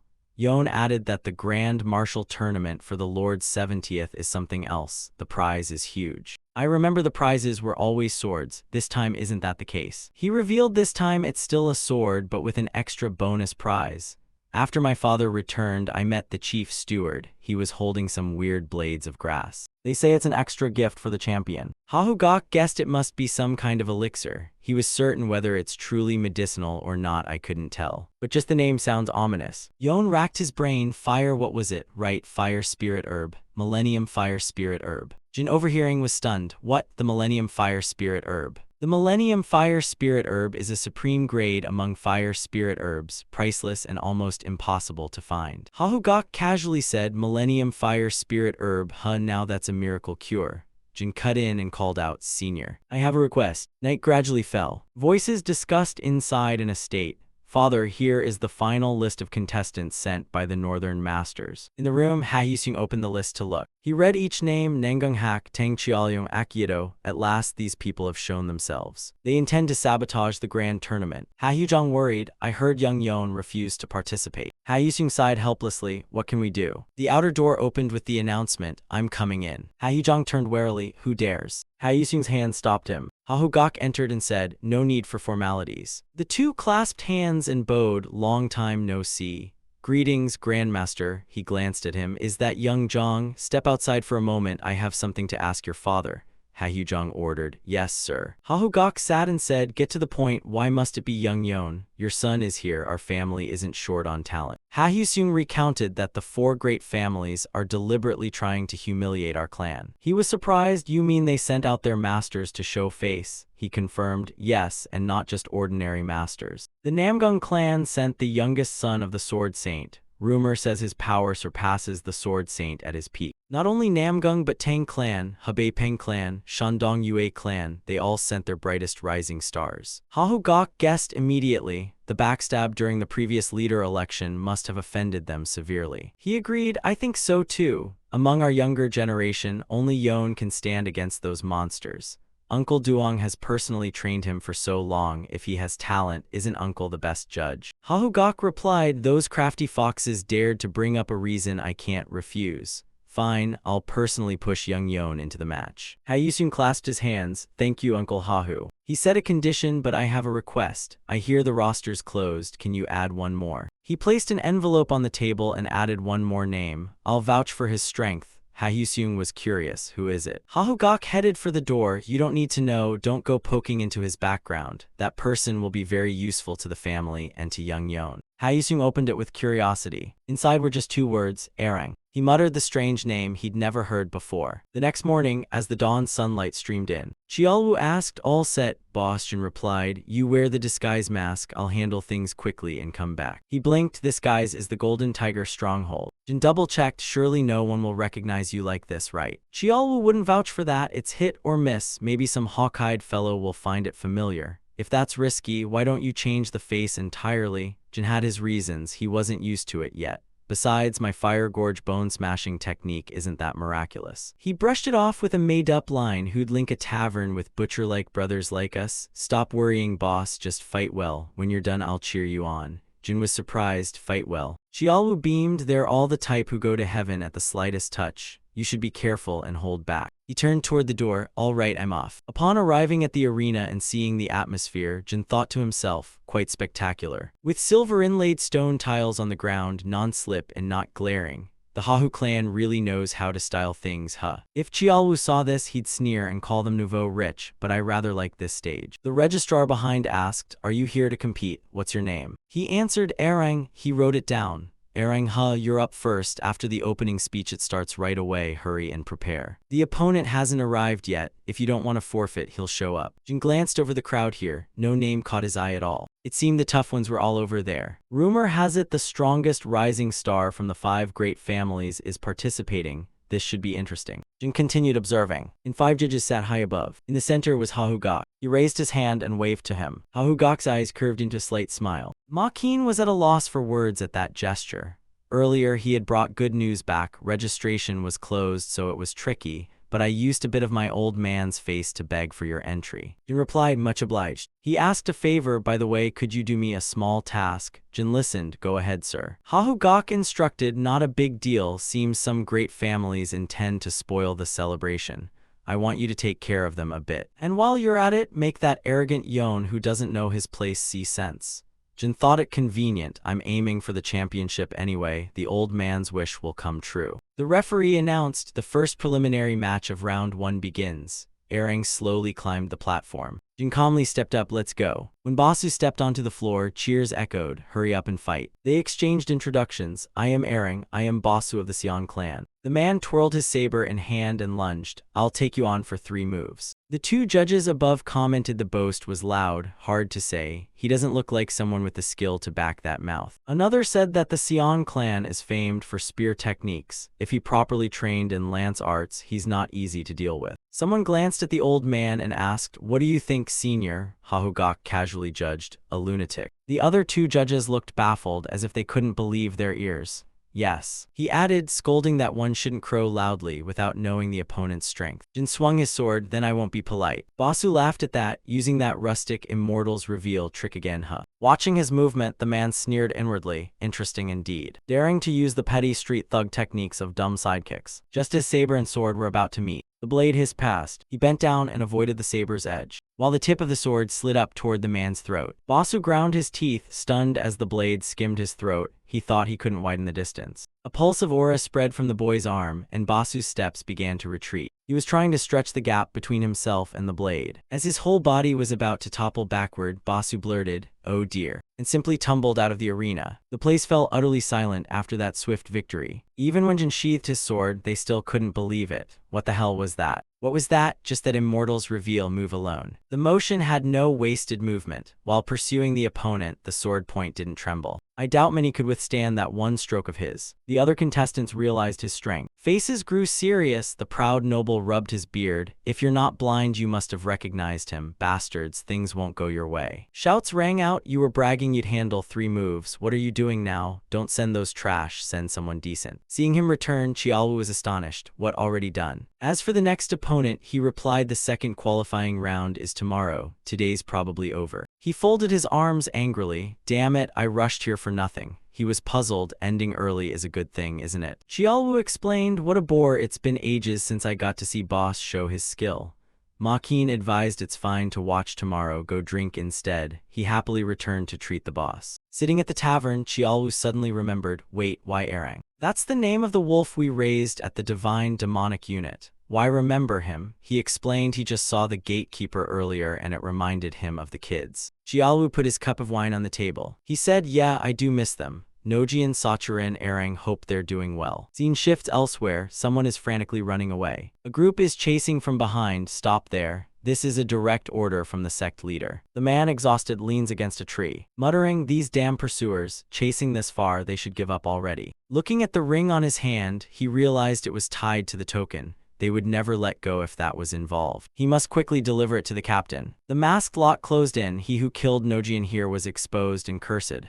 Damn it. A few throwing knives were hurled out. They stuck fast into the tree trunk. They couldn't see him. They wondered where he'd run off to. A voice called from overhead, "Over here." Nojian leapt down from above, his cuts crisscrossing like a lotus, striking into their bodies. He landed and successfully wiped out the group. Nojian said confidently, "Send as many as you like. It's useless. I am the thunderbolt of the divine demonic unit." The next day, the second opponent, Namgung Hak, was also defeated. Jin stood there like an existence that was hard to defeat. The referee's voice rang out. "The result is decided. Victory goes to Erang. Erang once more felled his opponent with a single blow, striding proudly into the finals. Below, someone thought in surprise. Unbelievable. Namgung Hak, rumored to have surpassed the young Namgung Sword Saint, was defeated in just one move. Murmurs rose. The opponent isn't to be taken lightly. Give it everything from the start. This guy warned Qiaoliang, remember, this duel is to warn those arrogant vassal families. You must win. He worried, it's bad even if I have to use this. When Qiaoliang stepped onto the platform, cheers thundered. He threw out a volley of darts. I'll go full force from the start. You used your sword to block the rain of darts flying past. And at the same time, a sword glow arced toward Qiaoliang. Qiaoliang watched, grinding his teeth. Is that Immortals Reveal some royal-grade sky slice? How dare he use that ordinary royal cleave move against Tang clan martial arts? What an arrogant bastard. Jin continued to intercept the incoming darts. Seeing you safe, Qiaoliang was shocked. Just one move cleared them all. When the man let his guard down, Jin closed in. The man nimbly leaned aside to dodge. Qiaoliang's agility was so quick that all your strikes missed. He landed and began to show signs of struggle. Qiaoliang rummaged in his chest. Me, defeated by that ordinary Immortals Reveal trick. Now there's no other way. Qiaoliang clenched his fist and shouted, useless. How could you show that pathetic face to the enemy? Supposed heir of the family, my foot. Seeing the situation, he widened his eyes. What is that? Qiaoliang drew out that deadly weapon. From the long tube-like weapon in his hand, small rounds of bullets shot out. They were gradually heading toward Jin's face. Dust and smoke thickly obscured sight. Jin scoffed, thinking it was only a martial tournament, daring to use lethal moves. The man gaped, forgetting to move. He told himself he needed the championship title. Zojin flicked his coat and returned that hidden weapon to its owner. Qiaoliang panicked and stepped back, his legs trembling as he collapsed. The hidden weapon stuck into the ground a short distance from him. His voice trembled in disbelief. How could he stop an entire barrage of thunderous weapons? Before he could clear his head, his collar was yanked up. Jin lifted Qiaoliang's whole body and asked, have you had an awakening now? His foot swept in a wide arc across the man's legs. A cry of pain rang out. Qiaoliang ground his teeth in agony and launched a retaliatory punch. Ma Qin immediately grabbed Qiaoliang's wrist. You squeezed hard, forcing him to his knees with pain. Hahu Gok slammed the table, stood up, and ordered, enough of this. Jin carried the pitiful fellow like a rag doll and asked, that's the Tang clan waiting area over there, right? Then he tossed the man over in that direction. Qiaoliang came to catch him and worriedly called, Qiaoliang. He was practically foaming to eat you alive. How dare you be so bold? Jin looked unremarkable and coldly stared at Qiaoliang. He knew he wasn't a match. Wait, better withdraw for now. As he turned to leave, Hahu Gok settled the matter from earlier. You brought quite an interesting toy. If I remember right, this is one of Tang clan's famed 10 hidden weapons, isn't it? Qiaoliang bowed. I'm truly sorry. As you know, this is an inseparable item, absolutely must not leave the person under any circumstance. He replied, I know how much the Tang clan values it, but absolutely sounds like an excuse. If it hadn't been that young brother but someone else, the outcome wouldn't have been so simple. The judge above added, that's exactly right. It's a miracle things stopped here. We nearly had a catastrophe. I believe this matter needs clarification. Qiaoliang accepted blame and apologized profusely. He's immature and too competitive, so he slipped up. He interrupted, don't apologize to us. Apologize to that young brother over there. He kowtowed before you. My people, in fear of losing, acted rashly and grievously offended the great hero. I am Elder Tang Qiaoliang of the Tang clan. On behalf of my family, I solemnly apologize to you. Jin waved it off. Don't be picky. Be more careful next time. Thank you, great hero, for your magnanimity. Inwardly he vowed revenge. Damn it, how dare they insult the Tang clan like that. Hahu Gok declared, the results have been decided. The champion of the martial tournament is. Your pseudonym was announced, Erang. Jin stood there to receive this victory. He clasped his hands in salute to the crowd amid cheers. While inside, he was deeply moved. Finally, I can cure the little one, must hurry home to give her the medicine. When it was all done, Jin returned to the Sama household. Hyun curiously looked at the item in the wooden box. How did you get this? He asked. You replied, just happened to find it. Hyun didn't believe it. The doctor said the Millennium Fire Spirit Herb is a priceless treasure, not even for sale. And you say you just happened to find it. Jin is just downplaying his luck. It seems the Hahu clan elder and old so share an uncommon friendship. So he gifted this as a present. He suspected it was odd to give away something so precious. Xiaolu stepped in. Why do you keep nagging? I worked my tail off, slaughtering pigs and butchering cattle, so they took pity and rewarded me. It was originally meant as a gift for Old So. Guangho didn't care much. How it was obtained doesn't matter. What matters is the life-saving herb is here. You've all worked hard, earned some money, and got the precious medicine. But how do we use it? Chiaolu's blunt idea, just chew it raw and swallow, right? Jin was more cautious. I'm not sure, it's hard to get. Maybe we should ask the doctor how to use it properly. Jin brought bad news, the doctor isn't home. You were surprised, he's already away. The reply confirmed it. Yes, he left for Suzhou yesterday for treatment. I heard he's treating an official in the imperial court, so he won't be back for half a month. Jin worried, half a month? Wait, what about my little sister? Hyun revealed she's been obsessed with studying medicine lately, to the point the doctor wanted to take her as a true disciple. You supported it. If she wants to study, let her. Don't worry, I'll take care of everything. Jin felt a quiet happiness. He stroked his chin thoughtfully. So what's the plan now? Jin noticed its color seemed a bit darker than before. It was wilting. The herb, once uprooted, lives by time itself. He sprang up. He couldn't wait half a month. They had to brew the medicine now before its potency faded. A pot of medicine was quickly prepared. Jin carried the bowl of medicine up and drank. Guangho anxiously asked, well, do you feel any effect? She replied, I still don't feel anything. Jin thought it would take some time for the herb's potency to take effect. He instructed, I'll go to the butcher shop first. Guangho, stay home and care for the little sister. They obeyed. Yes, brother Jin, Jin warned. Jin, travel carefully. Jin walked lost in thought. Who would have thought he'd find the Millennium Fire Spirit herb?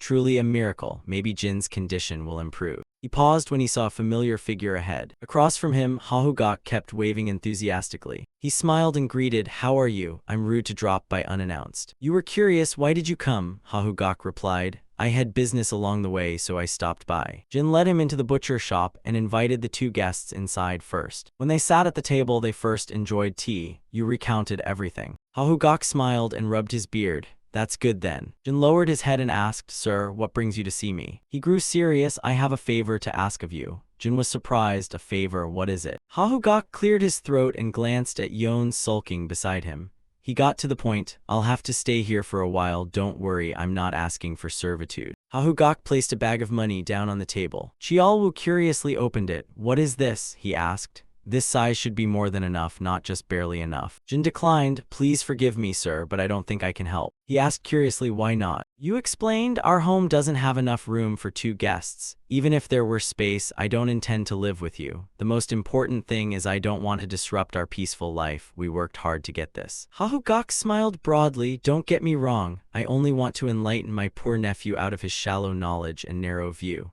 Besides, these old eyes of mine could use the opportunity to widen their horizons. Jin firmly refused. That would disrupt our peaceful life and make things troublesome. So please, sir, go home. He clung to a faint hope and asked, is it really not possible? Jin flatly refused. No. Hahugak rose disappointed. I understand. If you've said so, I have no choice. Not that your house is the only place to stay. Just find some big household nearby to lodge with, he added. Jin was angered by such brazenness. Are you mocking us? Hyun stepped forward curiously and asked, what's going on? Are you having guests? This is the gentleman I mentioned. I am Hahugak. You introduced him. He comes from the Hahu clan.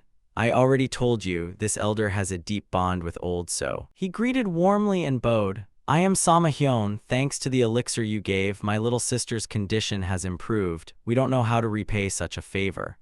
Hahugak was curious. Nice to meet you, but the elixir you mentioned is. He answered, it's the Millennium Fire Spirit herb. The elder said he gave it to him when he came to serve the Hahu household. Jin beside him scowled. The elder realized it turned out the herb was awarded to the victor of the martial tournament. It seems his sister once suffered a serious illness. Hahugak quickly agreed, no matter how precious the Millennium Fire Spirit herb is, it can't compare to a life. Its effect is excellent, right? Hyun replied, of course, my little sister has been seriously ill since childhood. After using the Millennium Fire Spirit herb, she could be cured completely. It's all thanks to your kindness.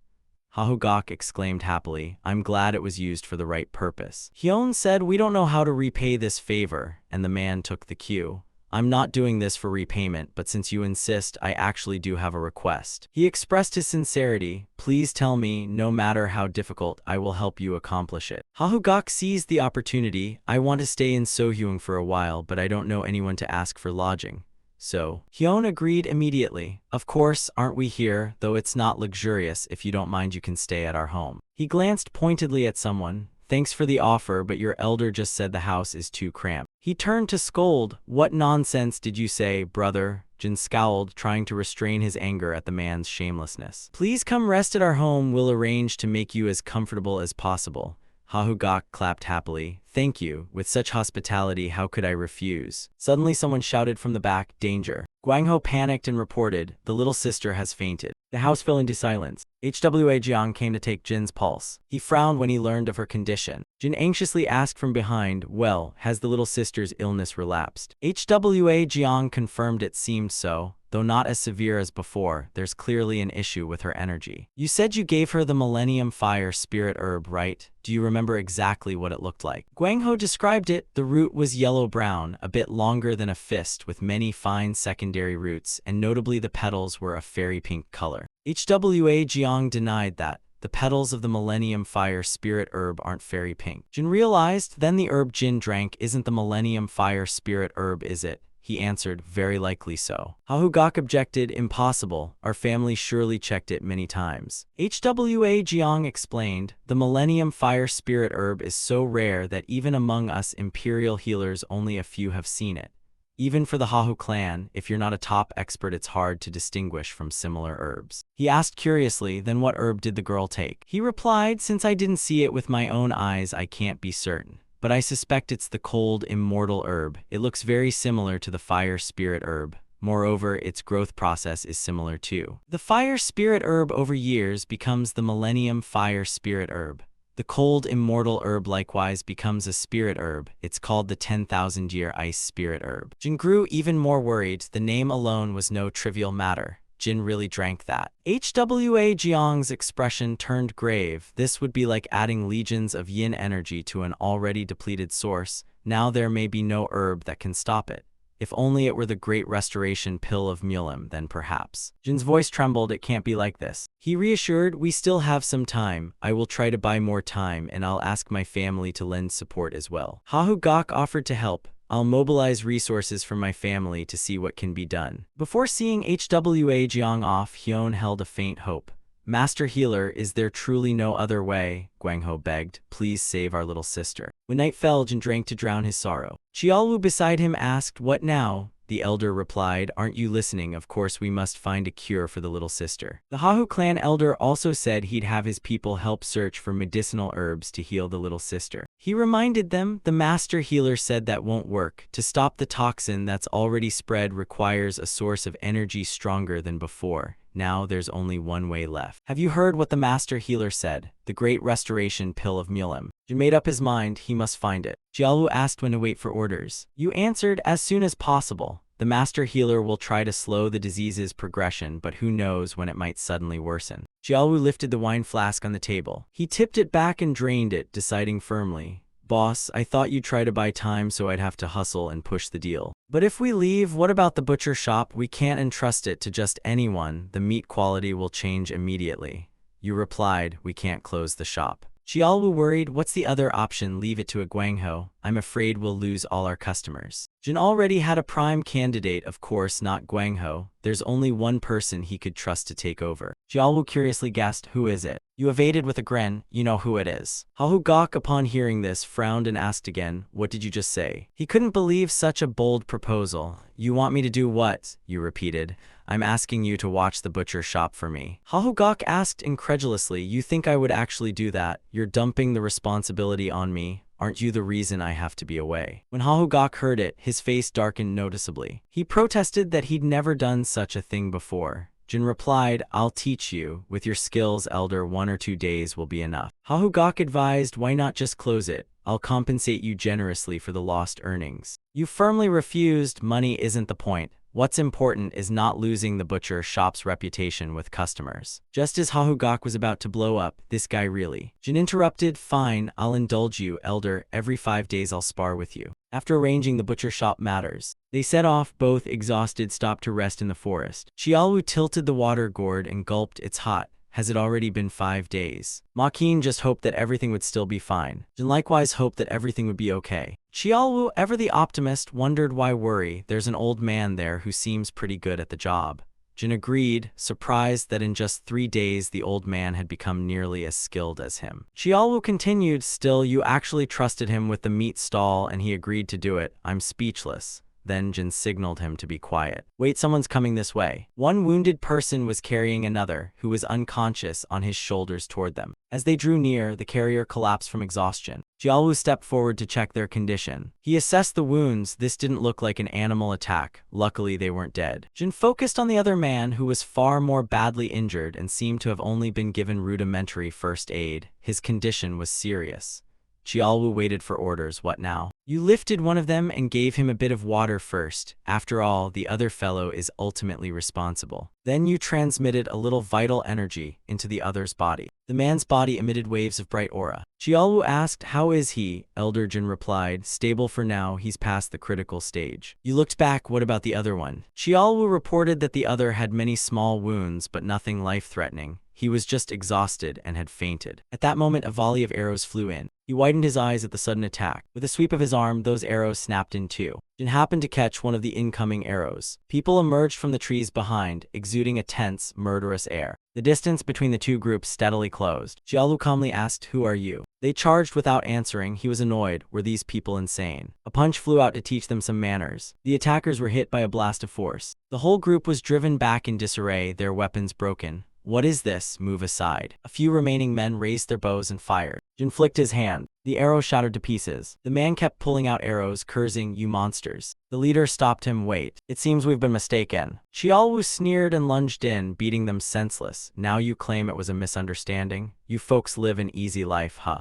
The group was struck where it hurt and fell silent. Senior brother, why did you do that? The senior brother apologized, saying they were assassins sent to kill our master. They've been pursued these past days, so we were a bit hasty.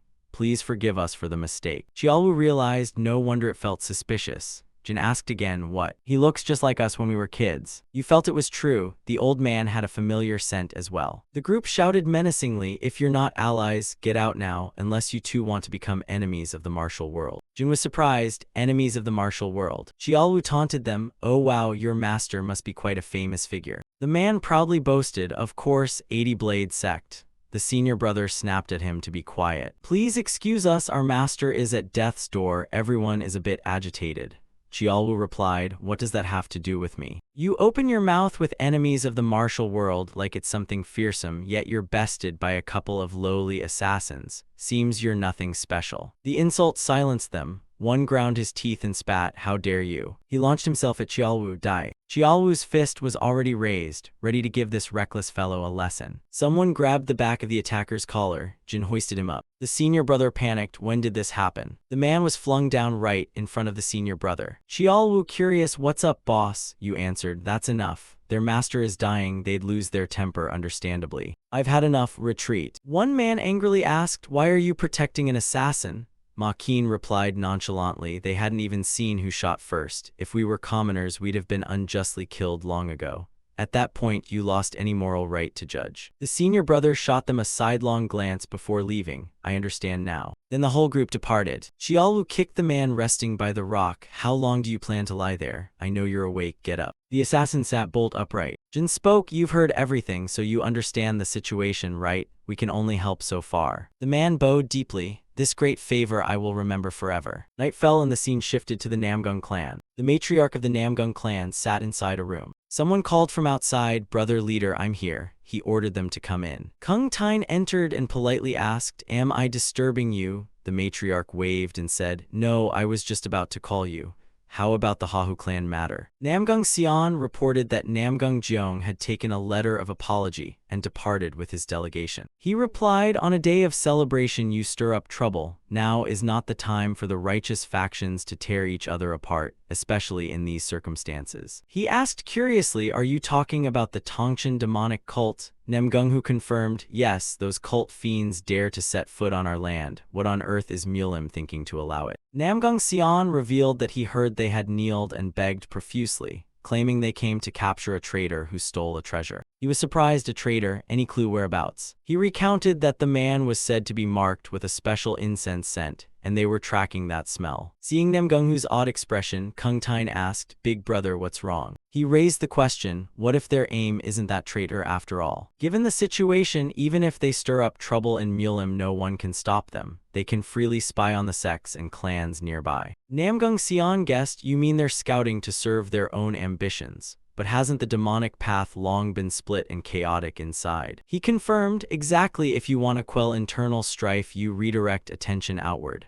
Whenever they unify, the demonic sects never sit still. Issue orders to Chief Chingpeng, use all forces to find that traitor first. Down in the bustling town, amid the crowd, talk rose in the tea houses. What, it's not a rumor but true. Indeed, they've been rampaging for over a month, the demonic cult acting as if this were their home. What on earth is Mulim doing? Is the Namgung clan just standing by? Word is Mulim ordered everyone to observe silently. Absurd, the people who hate the demonic cult grind their teeth, so why is anyone arguing otherwise? Some say there's a rumor they bribed a massive sum, others say they politely asked to cooperate. It's all just hearsay. Xiaolu slammed his wine flask on the table, cutting into their conversation. He owned up, though he hadn't meant to eavesdrop. The story was intriguing. Share a cup and let's chat. They were very convivial, saying it's nothing major. Seems they're hunting some traitor, right? Apparently someone caused big trouble and fled. One person spoke up. Some say the man attempted to assassinate the cult leader. Others say he stole the leader's treasure and escaped.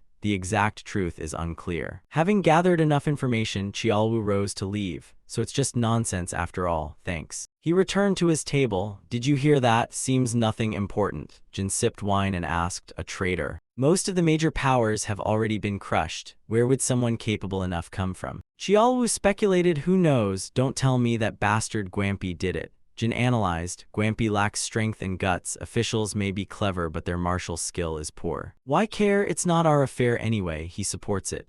Right, the most important matter now is Shaolin right in front of us. They continued on the road, and before long the two arrived at Shaolin. He opened a cloth pouch and took out 2 gold ingots. The monk froze at the sight. Donor, this is Jin, he exclaimed, surprised. Was the amount prearranged? Muyo denied it. No, it's just that this sum is so large, little monk doesn't know what to do. He said, it's fine, please accept it. In return, could we lodge here for a few days? He agreed, of course, but since the great abbot is visiting the temple right now, accommodations are a bit inconvenient. Jin agreed, we don't mind. Muyo breathed a sigh of relief, that's fortunate. He guided them, please come with me first. As they walked, Qiaolu transmitted quietly, big brother, seriously, how much was that sum to just hand it over? Do you have some personal reason, like being afraid of theft, so you did it? Besides, I heard that the more you donate, the better Shaolin arranges lodging. In short, money rules. He couldn't help swearing. Damn it, hiding at a temple and doing this. The two silently followed Muyo inside. He turned back and asked curiously, if you don't mind, may I ask why the donor is visiting our temple? Guo answered there was no great reason, just returning from business in Zhengzhou and thought to offer a brief prayer here. Muyo realized that was it. And they were led to a small house. That was the place. Qiaolu looked at the shabby makeshift place and exclaimed, what is this? Jin hurriedly covered his mouth. I was having trouble finding lodging in Dingfeng County. Thanks to you, we're relieved. Muyo apologized awkwardly, because we had to hastily arrange lodging for disciples. Conditions are a bit rough. Truly sorry. He replied politely, I did not come to demand hospitality. Master, please do not worry too much. He stepped aside to give them privacy. Thank you, please make yourselves comfortable, donor. The two watched Muyo's retreating figure fade into the distance, and he warned them to be more careful. Qiaolu was surprised. What? Jin reminded him, you've leaked your aura a few times already, you know. He recounted whenever your presence slipped out, that master's gaze changed. Maybe he hasn't discovered your true strength yet, but he's definitely suspicious. Qiaolu froze. Really? He didn't look like it at all. Jin continued, it shows he hides his perception well. Still, better to be cautious. This is Shaolin, and there are plenty of masters who can see through our true abilities. Qiaolu admitted his mistake. Sorry, I must have been careless. I'll pay attention. Jin replied, yeah, just stay put until the sun goes down. When night fell, inside a certain room, the monks were sitting and waiting. Muyo approached and opened the door to that room. He clasped his hands and apologized. Forgive me, master, I'm late. The other replied, no matter, you've worked hard. It's late already, Muyo, accept the blame.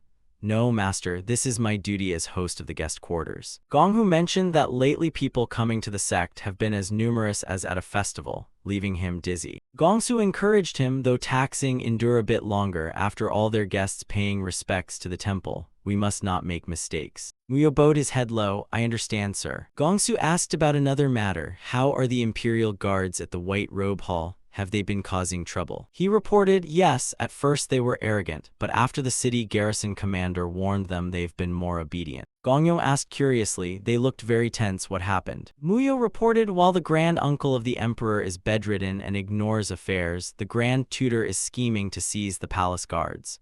Currently, the commander and the garrison chief, two swords of opposing factions, are both present at this temple. Gongsu speculated so Shaolin could be dragged into the imperial family's covert struggle. Though unwilling, the temple must endure. Gongsu admonished Muyo, saying it's going to be hard work for him.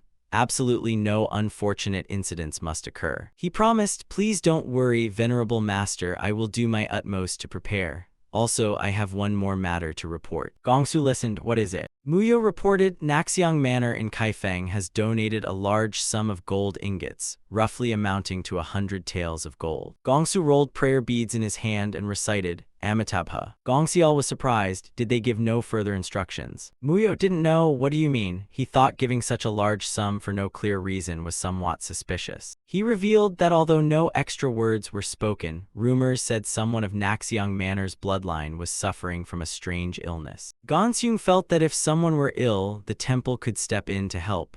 Gongyong added that a small restoration pill would be enough to be effective. Don't be stingy, the small pills are precious too. Disciples barely have enough for themselves, let alone spare. Gongsyung had to admonish, you must think broadly. Last time, by giving up the last great restoration pill to save a royal princess, we recovered the Hua Lingjai mushroom and the heavenly hand relic. The news shocked them. The great restoration pill is gone. Gongyong confirmed, yes, what are those remaining medicines compared to saving a life? Saving someone brings merit in return. Muyo asked curiously, but master, that wasn't the last great restoration pill. I recall Bodhidharma Mahal still had one. Muyo hesitated about saying it. Gonghu angrily shouted that name. A surge of true chi shot straight upward, instantly piercing the roof. Gonghu looked up and saw them. They'd been discovered. Gongyong panicked. What's happening? Old master commands, someone is prowling on the roof, chase them down. The two high monks leapt from their seats, and outside, Jin and Qiaowu had already landed on the ground. Gonghu stepped out to demand who was to blame. They surrounded them. Qiaowu was scolded. You tell your brother to be careful and yet you were caught. What now? He replied, sorry, I didn't expect to coincidentally hear that the great restoration pill was gone. He perked up, forget it, this is more comfortable than sneaking around anyway, and while we're here we might as well see the famed Shaolin's strength. Gonghu barked at them, how dare you set foot here? 4 heavenly kings, 8 Vajra, stopped them at once. A group of monks wielding staffs flew out. Qiaowu reiterated, the great restoration pill is our top objective. Jin ordered, act now. He was surprised, what, you don't trust me? Seeing the large number of monks, he didn't want to linger, I believe you, but dragging this out won't help. Qiaowu understood, right, taking on all of Shaolin plus the Imperial Guards is a bit much, even for us. Ma Qin, split the tasks, I'll handle the heavenly kings, you take the Vajra, the rest is up to you, just don't kill them. Qiaowu stepped forward to block the monks. Of course, this is for our little brother, he doesn't want blood spilled to bring bad omens. Alright, shall we begin? A first punch flew toward Qiaowu's chest. The monk's face showed astonishment, veins bulging on his temple. He clutched his wrist in pain and stepped back, exclaiming, impossible, he's mocking us, so inexperienced. If an opponent reveals such flaws, you should be suspicious, right? The price for this mistake is steep. A few staffs struck his back, but Qiaowu was unhurt. The monk opposite raised his fist again. He used one palm to block it. The strike was obviously too much for the opponent, and as he retreated, other monks rushed in to support him. The wooden staff that struck Qiaowu all snapped. He stood there as if detached from the fight. This terrified the monks. Indestructible Vajra, he's a monster. A few monks helped their wounded comrade up and shouted, protect the junior brother. I've heard much of Shaolin's fame over the years, but if this is all you have, it's truly disappointing. Hearing that, the monk bristled with anger. How dare he insult Shaolin's sanctity? They coordinated and lunged in to attack. This was exactly what Qiaowu wanted. Now we're talking. The wooden staffs hitting him were like mere itches. Qiaowu began dealing with them one by one. The monk who took a palm earlier was sent flying into a nearby tree. The other monks were trying to restrain Qiaowu. He was annoyed, forcing himself not to kill them. What a bother. Qiaowu grabbed a staff that had just been swung at his shoulder, and with almost no effort the staff broke. Meanwhile, a monk behind seized the opportunity to attack. He spun and launched a kick aimed squarely at Qiaowu's chest. Countless strikes rained on him. Qiaowu's feet stepped back. He was astonished. Look, my tyrant blood chi was pushed back. However, to force Qiaowu back, the opponent was severely injured. My supreme kick couldn't even scratch him. Instead, my leg was broken. What kind of demonic hard chi is this? Qiaolu praised, not bad, Shaolin lives up to its name. At that moment, the opponent lunged a palm toward his chest. Unexpectedly, Shaolin played dirty. Qiaolu's face darkened. Two other monks happily said, we've hit him. As for Muhi, that's another matter, but Mayim Jr. Brother's 100-step divine palm has truly improved greatly. While they were distracted talking, Qiaolu spat a mouthful of blood onto the cracked tiles. He still stood firm as a rock, which terrified the monks. What the hell is this? Jin's voice rang out from behind. You were negligent in your vigilance. The monks turned in alarm and saw he was standing beside them as if he'd been there the whole time. A palm struck straight into that man's nape. Soon the second man also took a palm, and both fell one after another. Jin, swift as the wind, reached the third man beside him. Seeing comrades fall one after another, that monk couldn't help swearing as he erupted with chi.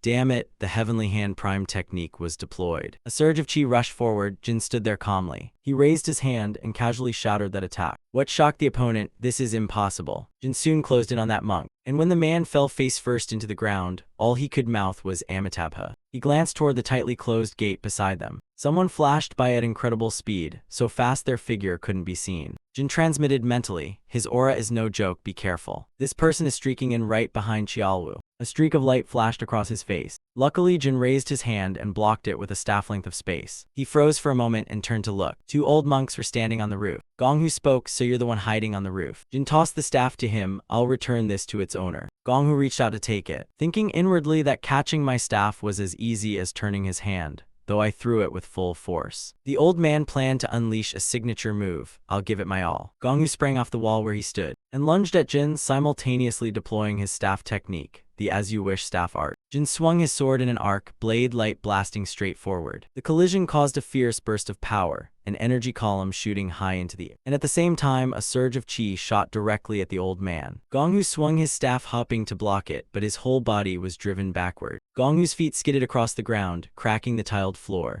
Opposite him, Jin calmly awaited the staff hurled his way. He simply tilted his head to one side to dodge, and slipped behind Gonghu. The tip of Ma Qin's sword was planted into the ground. He used 5 pure punches. One punch struck directly at Gonghu. A powerful force radiated outward from it. This blow was too much for the old man. He could only grit his teeth and endure. Jin continued to condense his chi. A sphere surged into Gonghu's chest, causing him to spit blood. As the punch stopped before him, the old man had to blurt out, "What on earth is this?" Despairing inwardly, this ends here. Gonghu squeezed his eyes shut, waiting, but the expected pain never came. Only then did he dare to open his eyes a crack to look. Seeing Jin had withdrawn his hand, Gonghu was stunned. He turned and asked the man behind him, "Why didn't you stop him? Are you planning to just stand there and watch your man die?" Gongsu explained that it was because there was no killing intent. Though he's lived many years, he still has the intuition to sense that. He descended from above, then asked, "You all seem to have no hostile intent. Am I right, old man?" Jin admitted, "Yes, Elder is right. We bear no ill will. We know it's hard to trust the situation, but..." Gonghu criticized that of course it's hard to believe.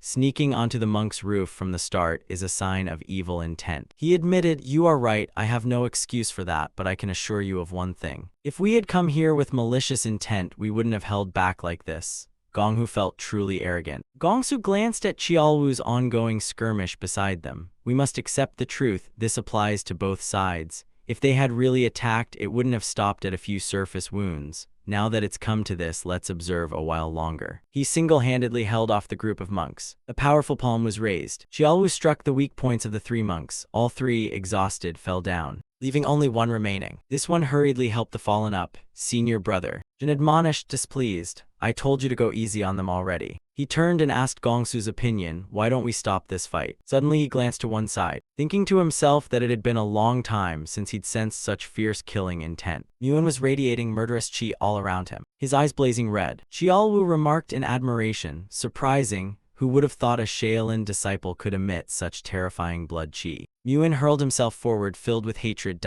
watching the 2 fingers aimed level with his eyes. He was surprised. Did this mad brat deliberately aim straight for the eyes by coincidence? Or had he instinctively found the lone weak point of the indestructible body? Qiaolu instinctively leaned aside to dodge. Muin sprang up, drove his knee into his face, and his forearm struck down against Qiaolu's nape. When landing behind him, a strike hit his spine. Before Qiaolu could steady himself, a nameless monk grabbed a staff and leapt up, each staff swinging toward him. The group of monks gaped in astonishment. It's done, Muin is hitting him, something even our full effort couldn't achieve. Can that kid really do it alone? Qiaolu was pressed back. Muin leapt high and brought a staff down. A staff slammed hard into the ground at his feet. Muin finally paused a moment and looked up at Qiaolu. He curled his mouth in a smile, appreciating his opponent. Muin's eyes widened in astonishment. Gonghu and Gongsu observed. I thought he'd been restrained, but it seems he still can't control his killing intent. Heavenly killing nature is ordained by heaven, a curse of the celestial way. An ordinary person cannot truly erase it. I thought he'd overcome it somewhat, but I was wrong. Being pushed to the brink awakened that latent nature. Gonghu said no one can remain calm facing that murderous chi. Yet that man seems utterly unfazed. He truly is formidable. He must have held back briefly just to test Muin's mettle. As predicted, Muin, as if possessed, frenziedly charged at Qiaolu. A punch aimed straight at his chest. The nameless monk was sent flying backward. He fell to the ground looking pitiful. Qiaolu stepped in front of his opponent. He asked, "Is that it? Your killing intent is like a fierce fiend, but your skill itself isn't anything special. It's time to end this matter." Just then someone ambushed Qiaolu from behind. His hand shot up to block that strike. Those attacks reversed and struck back toward the attacker behind them. Before Qiaolu could grasp the situation, his eyes widened in shock. Gongsu was already in front of him, a palm striking his chest. Is your body really that tough? The palm pierced through Qiaolu's ribcage. He spat out a mouthful of fresh blood. His heavy body crashed backward. It was time for Jin to move to rescue his brother. The palm shot straight at Gongsu. He used his bare hand to block it, stepping his right foot back. Gongsu thought in amazement, even without fully unleashing my power, my wind thunder palm was easily neutralized. How has such a top-tier expert gone unnoticed until now? His eyes narrowed, more wary of him. Qiaolu angrily rose from the pile of rubble and debris. Damn it, I've gone through hell to make sure I would never be overwhelmed by internal power again, but it's all been for nothing. Damn. Thanks for the lesson, you bloody monk. I'll send you off to meet the Buddha you worship. Gongsu smiled and replied, you do have a very sturdy body. He raised his staff filled with profound internal power, but nothing in this world is perfect. If something is hard, you just use something harder to break it. Let's see if you can withstand this strike. Murderous intent flared around Qiaolu as they prepared for a life-or-death clash. Both displayed equal imposing momentum. Jin's words were like a bucket of cold water dousing their fiery tempers. Enough. Gongsu reined in his fighting intent. Qiaolu still resisted. Stand down, big bro, he was warned. I understand how you feel, but this fight must end here. He was reluctant to obey, but when he saw the warning look from Jin, Qiaolu held back. Damn it, he muttered, but it's not truly over yet because in the end the choice won't be yours anymore. Gongsu confirmed, indeed, narrowing it down, the choice still lies with us. Tell us, why have you come? What are you seeking in this temple? Jin got straight to the point. I need one great restoration pill. The others exclaimed, a great restoration pill? That's absurd. Gonghu realized it was true. The only moment I sensed his aura falter was when that pill was mentioned. No need to say more. We can't hand the great restoration pill over. But can a staff handle this man? Gongsu asked again, you say the great restoration pill, at least you should know what kind of treasure that is. Tell us, I've heard it's an invaluable legendary elixir. He admitted, then you know well, it is Shaolin's most treasured item. Knowing that, you still want it. Jin replied, yes. Gongsu analyzed, the reason it's priceless isn't just its medicinal effect but the difficulty of forging it. The temple currently has only one pill left. If we hand such a treasure to you, what can you offer in exchange? You all need to be clear with each other, no evasive questions. First state your reason. Why do you seek the great restoration pill? Neither you nor that other fellow seems to need it for yourselves. At the very least we deserve to know that, right? Only then can we decide whether to hand over the pill or bury it with us. Jin spoke sincerely, my younger sister is gravely ill. I need the great restoration pill to heal her. Gonghu scoffed in disbelief, is that really your excuse? Gongsu confirmed, the great restoration pill truly is a miraculous drug, but it's not an elixir that cures every disease in the world. If what you seek is to save someone, then a true master physician is the more important choice.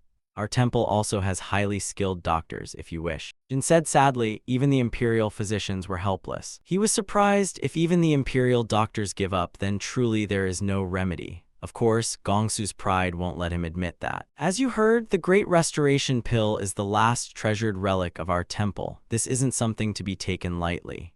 If we say we cannot hand it over, what do you intend to do? Jin was resolute. By any means necessary, I must seize it. Everyone here will resist to the end to stop you. If it's to save my sister, even if I have to jump into hell, I'm willing. Gongsu sighed once. Gonghu declared clearly, the disciples of our temple have never known fear of death. Xiaolu sneered, really, we can always test that. Big bro, instead of dragging this out, shall we take out a few of them first? Gongsu warned, always hot-headed. With that temperament, how have you lived this long? Those kids may be ready to sacrifice themselves, but us old fellows think differently. Think about it, for old geezers like us, this rickety life isn't worth much. But what about those youngsters? They are the ones who will lead and shoulder Shaolin's future. Do you really want to cut off the lives of Shaolin's future bearers right here? Gonghu fell silent. That mattered. Gongsu continued, the last great restoration pill already has an owner. Not many know this, but we reserved it for the one chosen to be Shaolin's sword. Jin thought, if it's a sword, you chose the right person, although he hardly fits Shaolin's image. He replied, that is the role of a sword. Ideally, it never leaves its scabbard, but when the time comes, it must be stained with blood without hesitation. If we hand this pill to you, the sword tasked with protecting future generations will be left to rust.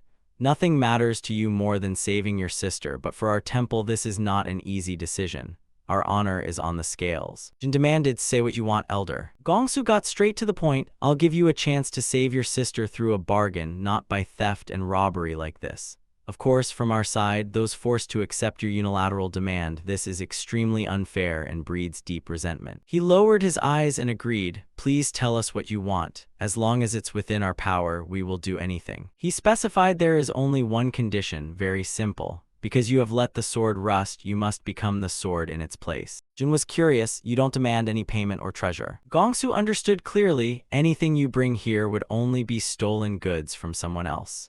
Our temple isn't so poor that a master like you must be indebted. This isn't a bad deal. Jin sighed inwardly with relief. Luckily, they didn't demand money. If it had been the Hahu clan, they'd have asked for a fortune and probably much more. Good that we didn't have to stoop that low. In return, we agreed to their condition, to become a sword that protects Shaolin. Someday that sword will be stained with fresh blood, but that day is far off. At least that's better than forcing us to spill the blood of innocent, decent people right now. Jin agreed without hesitation. Very well. Gongsu ordered, decision made, bring it here. Gonghu acknowledged, yes sir. The peaceful night returned as the tension ended. He handed the box to him. Jin opened it to look. Light radiated from the pill. This is. Gongsu asked, are you satisfied? He clasped his hands in thanks. Thank you, I will keep my promise. I'd like to help clean up, but time is extremely urgent, so I must take my leave first. He offered good wishes, travel safely. The two of them departed quickly. Over at Shaolin, they were cleaning up the aftermath, hurry and move the wounded. Gongsu asked about the situation, not shy of being kept busy. How are they all? Gonghu reported 4 of them have no major problems, but those who fought the monster directly will need full recuperation for at least 3 to 4 months. He understood they had no murderous intent. It seemed they deliberately held back. What about that kid? Gonghu recounted. His injuries are severe but not life-threatening. In the end, he finally realized how lacking he still is. The loss is too great to be called a blessing in disguise, and we let the great restoration pill fall into their hands like this, he replied. It wasn't stolen, it was a negotiated exchange after all. Gonghu laid it out plainly that it had been taken, and Gongsu didn't want to argue. Let my junior brother think whatever he likes. He remained concerned. Really no other way, why accept that condition? Let such a person be Shaolin's protecting sword. Doesn't it hurt your pride, nth master? He answered comfortably, pride or not isn't the point. I simply can't bear to see our temple fall into such dire straits that it must rely on an outsider's strength. Gongsu continued, I too wish it weren't so, but I'm afraid things won't turn out as we hope. Amitabha, the demonic aura from the blood wolf spirit, grew stronger. So, what should we do? Meanwhile, Jin and the other moved into that grove. Xiaolu asked, big bro, let's rest a bit, dawn's coming. Jin agreed, let's rest. Here, drink, you've done well. Xiaolu tipped the water bottle and drank. This little thing barely scratched the surface. How's your body? How are the wounds? Xiaolu asked bluntly. I'm completely fine, but getting hit by that old brat still bothers me a lot. Jin fell silent, at least he hadn't used his full strength. Qiaowu was surprised, he hadn't truly gone all out. Jin fell silent, at least he hadn't used his full strength. Qiaowu was surprised, he hadn't really fought at full force. After this, Qiaowu admitted he had been a bit complacent, but that old man's footwork is truly extraordinary. The power of his heavy staff technique could shatter my black iron demon chi easily. It even surpasses the single-handed demon fist. The moment he struck my chest, the face of that old monster Kyohyok, the sword demon, flashed before my eyes. Jin urged, "Don't be upset, the man is after all Shaolin's abbot. Of course he's a top-tier master." Xiaowu warned, "It doesn't comfort him at all. Just one person stronger than you is enough to humiliate you, and that's you, big brother." Jin fell silent upon hearing this. He mentioned Muin, and by the way, that new recruit, big brother, you noticed he's not ordinary, right? You don't understand yet. Who? Xiaowu recounted. That name unleashed a half-baked killing aura and got beaten to a pulp. The one that old man mocked is called Shaolin's sword.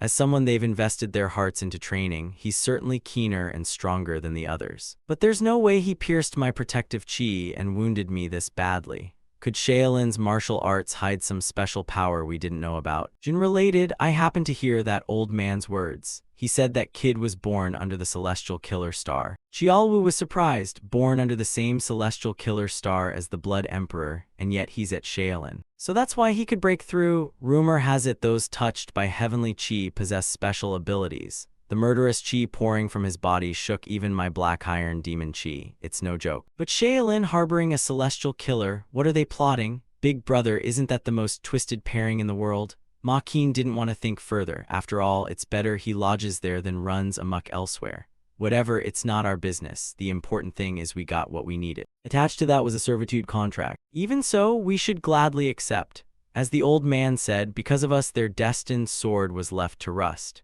If it means saving my little sister's life, I'm willing to bear that condition 10 times, 100 times over. Xiaowu agreed, that's exactly right. Jin looked at the sky, we've rested enough, let's set out. Try to leave this place as soon as possible before the sun gets high. He prepared to go, that was best. This creepy place gets unbearably hot at the crack of dawn. Still, the early morning air was fairly cool and fresh. Then Xiaowu smelled it. Big bro, there's a scent of blood. Jin and Trung also sensed it. How could such a strong metallic blood stench rise out here? Xiaowu wondered, do you think they sent a hunting team? I don't believe it. If they came, would they show up smelling of bloodlight before arriving? Hurry and check it out. The two of them dashed in that direction. The source of the blood smell was behind those tree trunks. When the two of them landed on the ground, before them were scattered corpses. Xiaowu was shocked. What the hell is this? What happened here? Jin guessed it wasn't a skirmish. This wasn't a battle. It was essentially a slaughter, wiping out a sect. He sat down to inspect. Every wound struck a vital spot. The work was extremely clean. These cuts showed not the slightest hesitation. Ordinary soldiers couldn't reach this level of skill. Suddenly, Xiaowu noticed something unusual. He looked at their clothing. One person wore a very distinctive uniform. Xiaowu recognized immediately, big bro, they're all Imperial Guards. Jin replied, I see it, the numbers are considerable too. He speculated the crown prince might have been ambushed. Jin confirmed, probably. I'd heard rumors the court's in turmoil, but I didn't expect it to come to this. He followed behind and asked, what do we do now? I don't want to meddle in palace power struggles at all. Jin doesn't want to get into trouble, then let's skip it. This has nothing to do with us.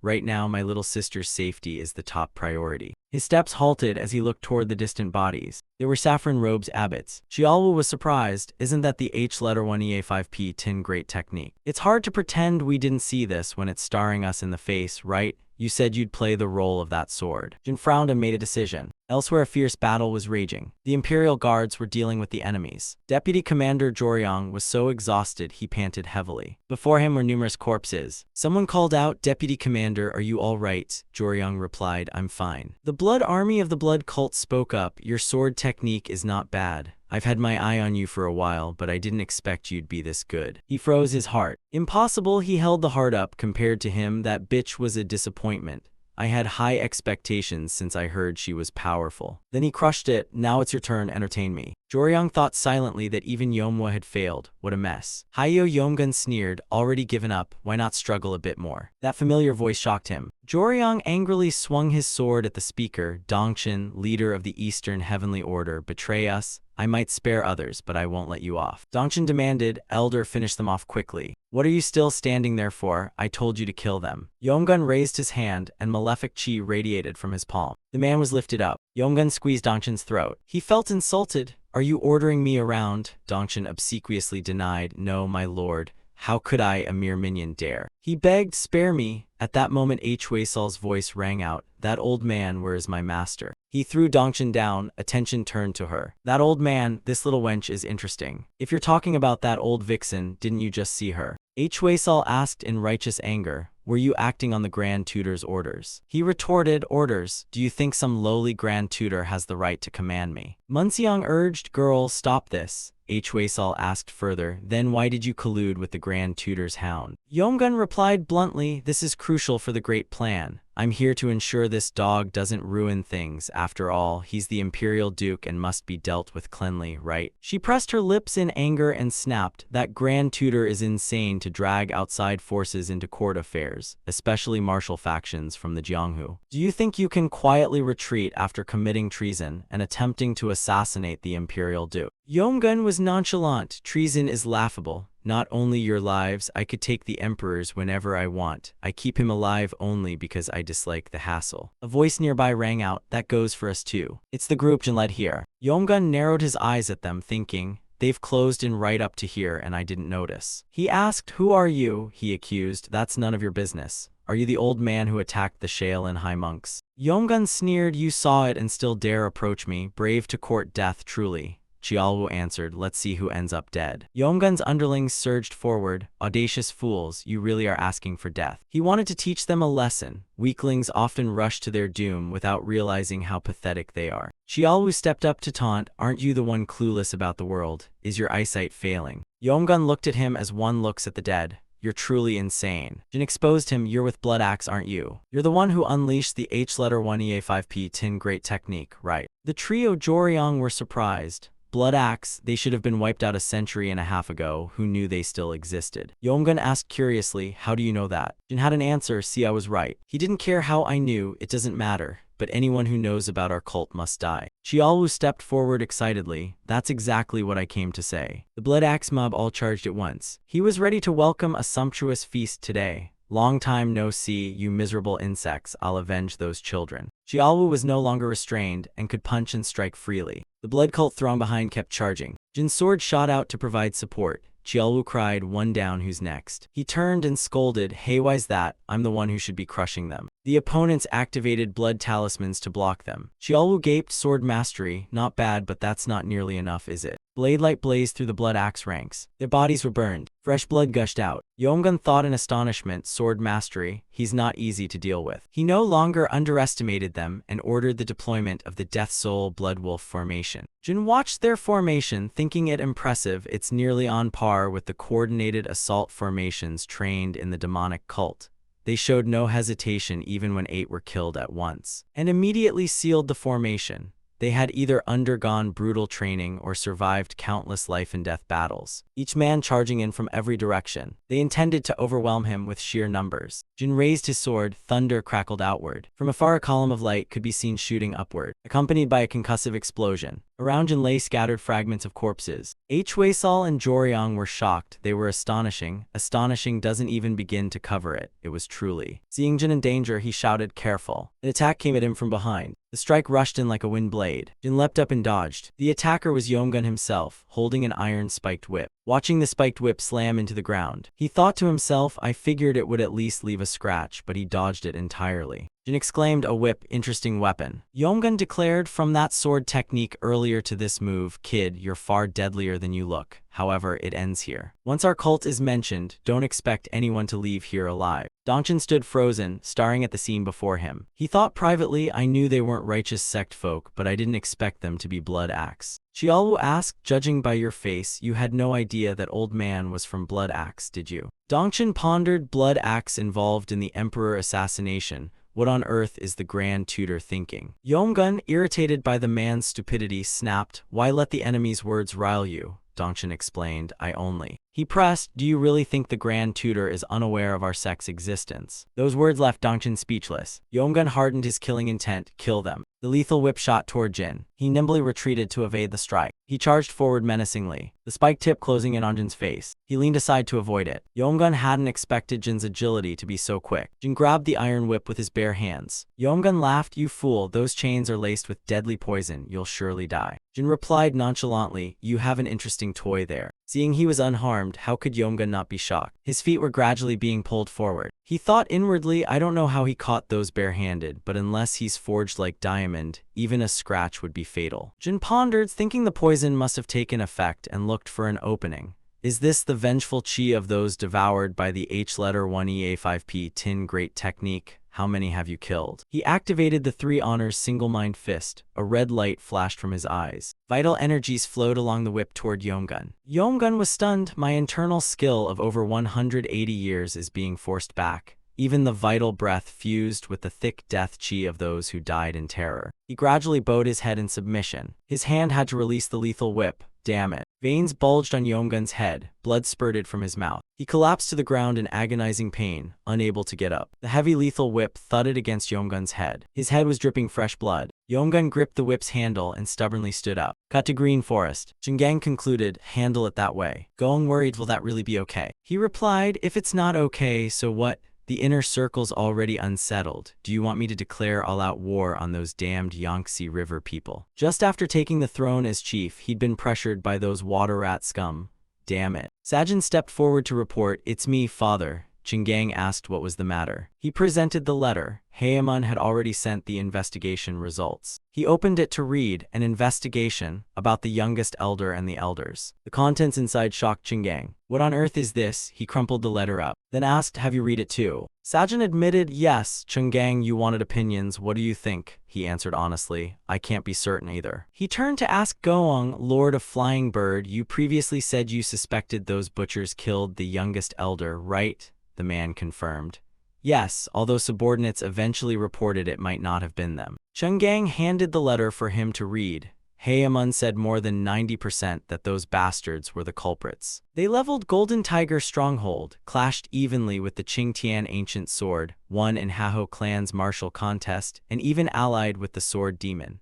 And now they've massacred Green Forest's elders and our youngest elder too. Who would have thought such monsters were merely ordinary butchers? Goong opened it and read each line. Sajin reminded, Father, what do you plan to do? It was said that the sword demon is guarding that slaughterhouse. Goong exclaimed, there's a way. Jingang glanced at him quietly and listened to the idea. He revealed he had a younger sister suffering from a disease called Heavenly Sound Severed Veins. It's a rare ailment similar to the 9-sound severed veins, a marvel every collector in this world would crave. We already disclosed information about that brat to Hongik. He was surprised to have told those slave traders. Weren't they the ones who split from the Yangtze River water route? Goong explained, outwardly they split, but who doesn't know Yangtze River water route backs Hongik?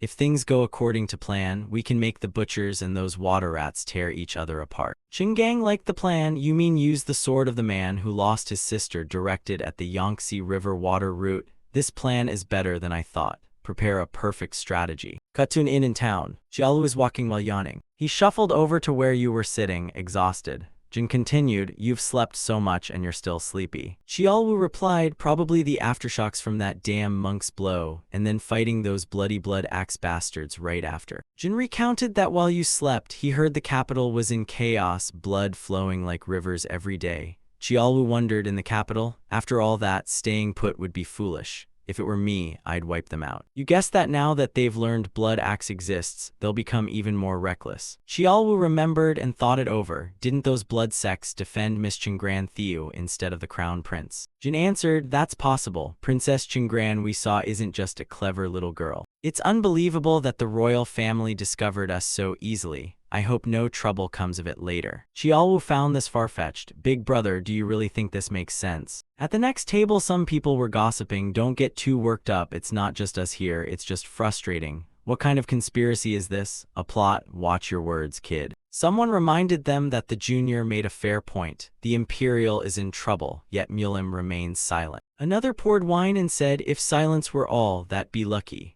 Rumor has it the ones blocking the sects and righteous are Mulim and the 5 great houses backing them. But on what grounds can we intervene? They keep gossiping. What does no standing even mean? They've surrounded the Imperial and are threatening them. I don't know, is it really a threat? As I recall, that demonic cult has camped there for almost a month, yet no serious incident has occurred so far. Someone added, normally I'd say the junior is right, but this time it's strange. I hear the demonic cult is returning treasures and manuals they seized over centuries of fighting.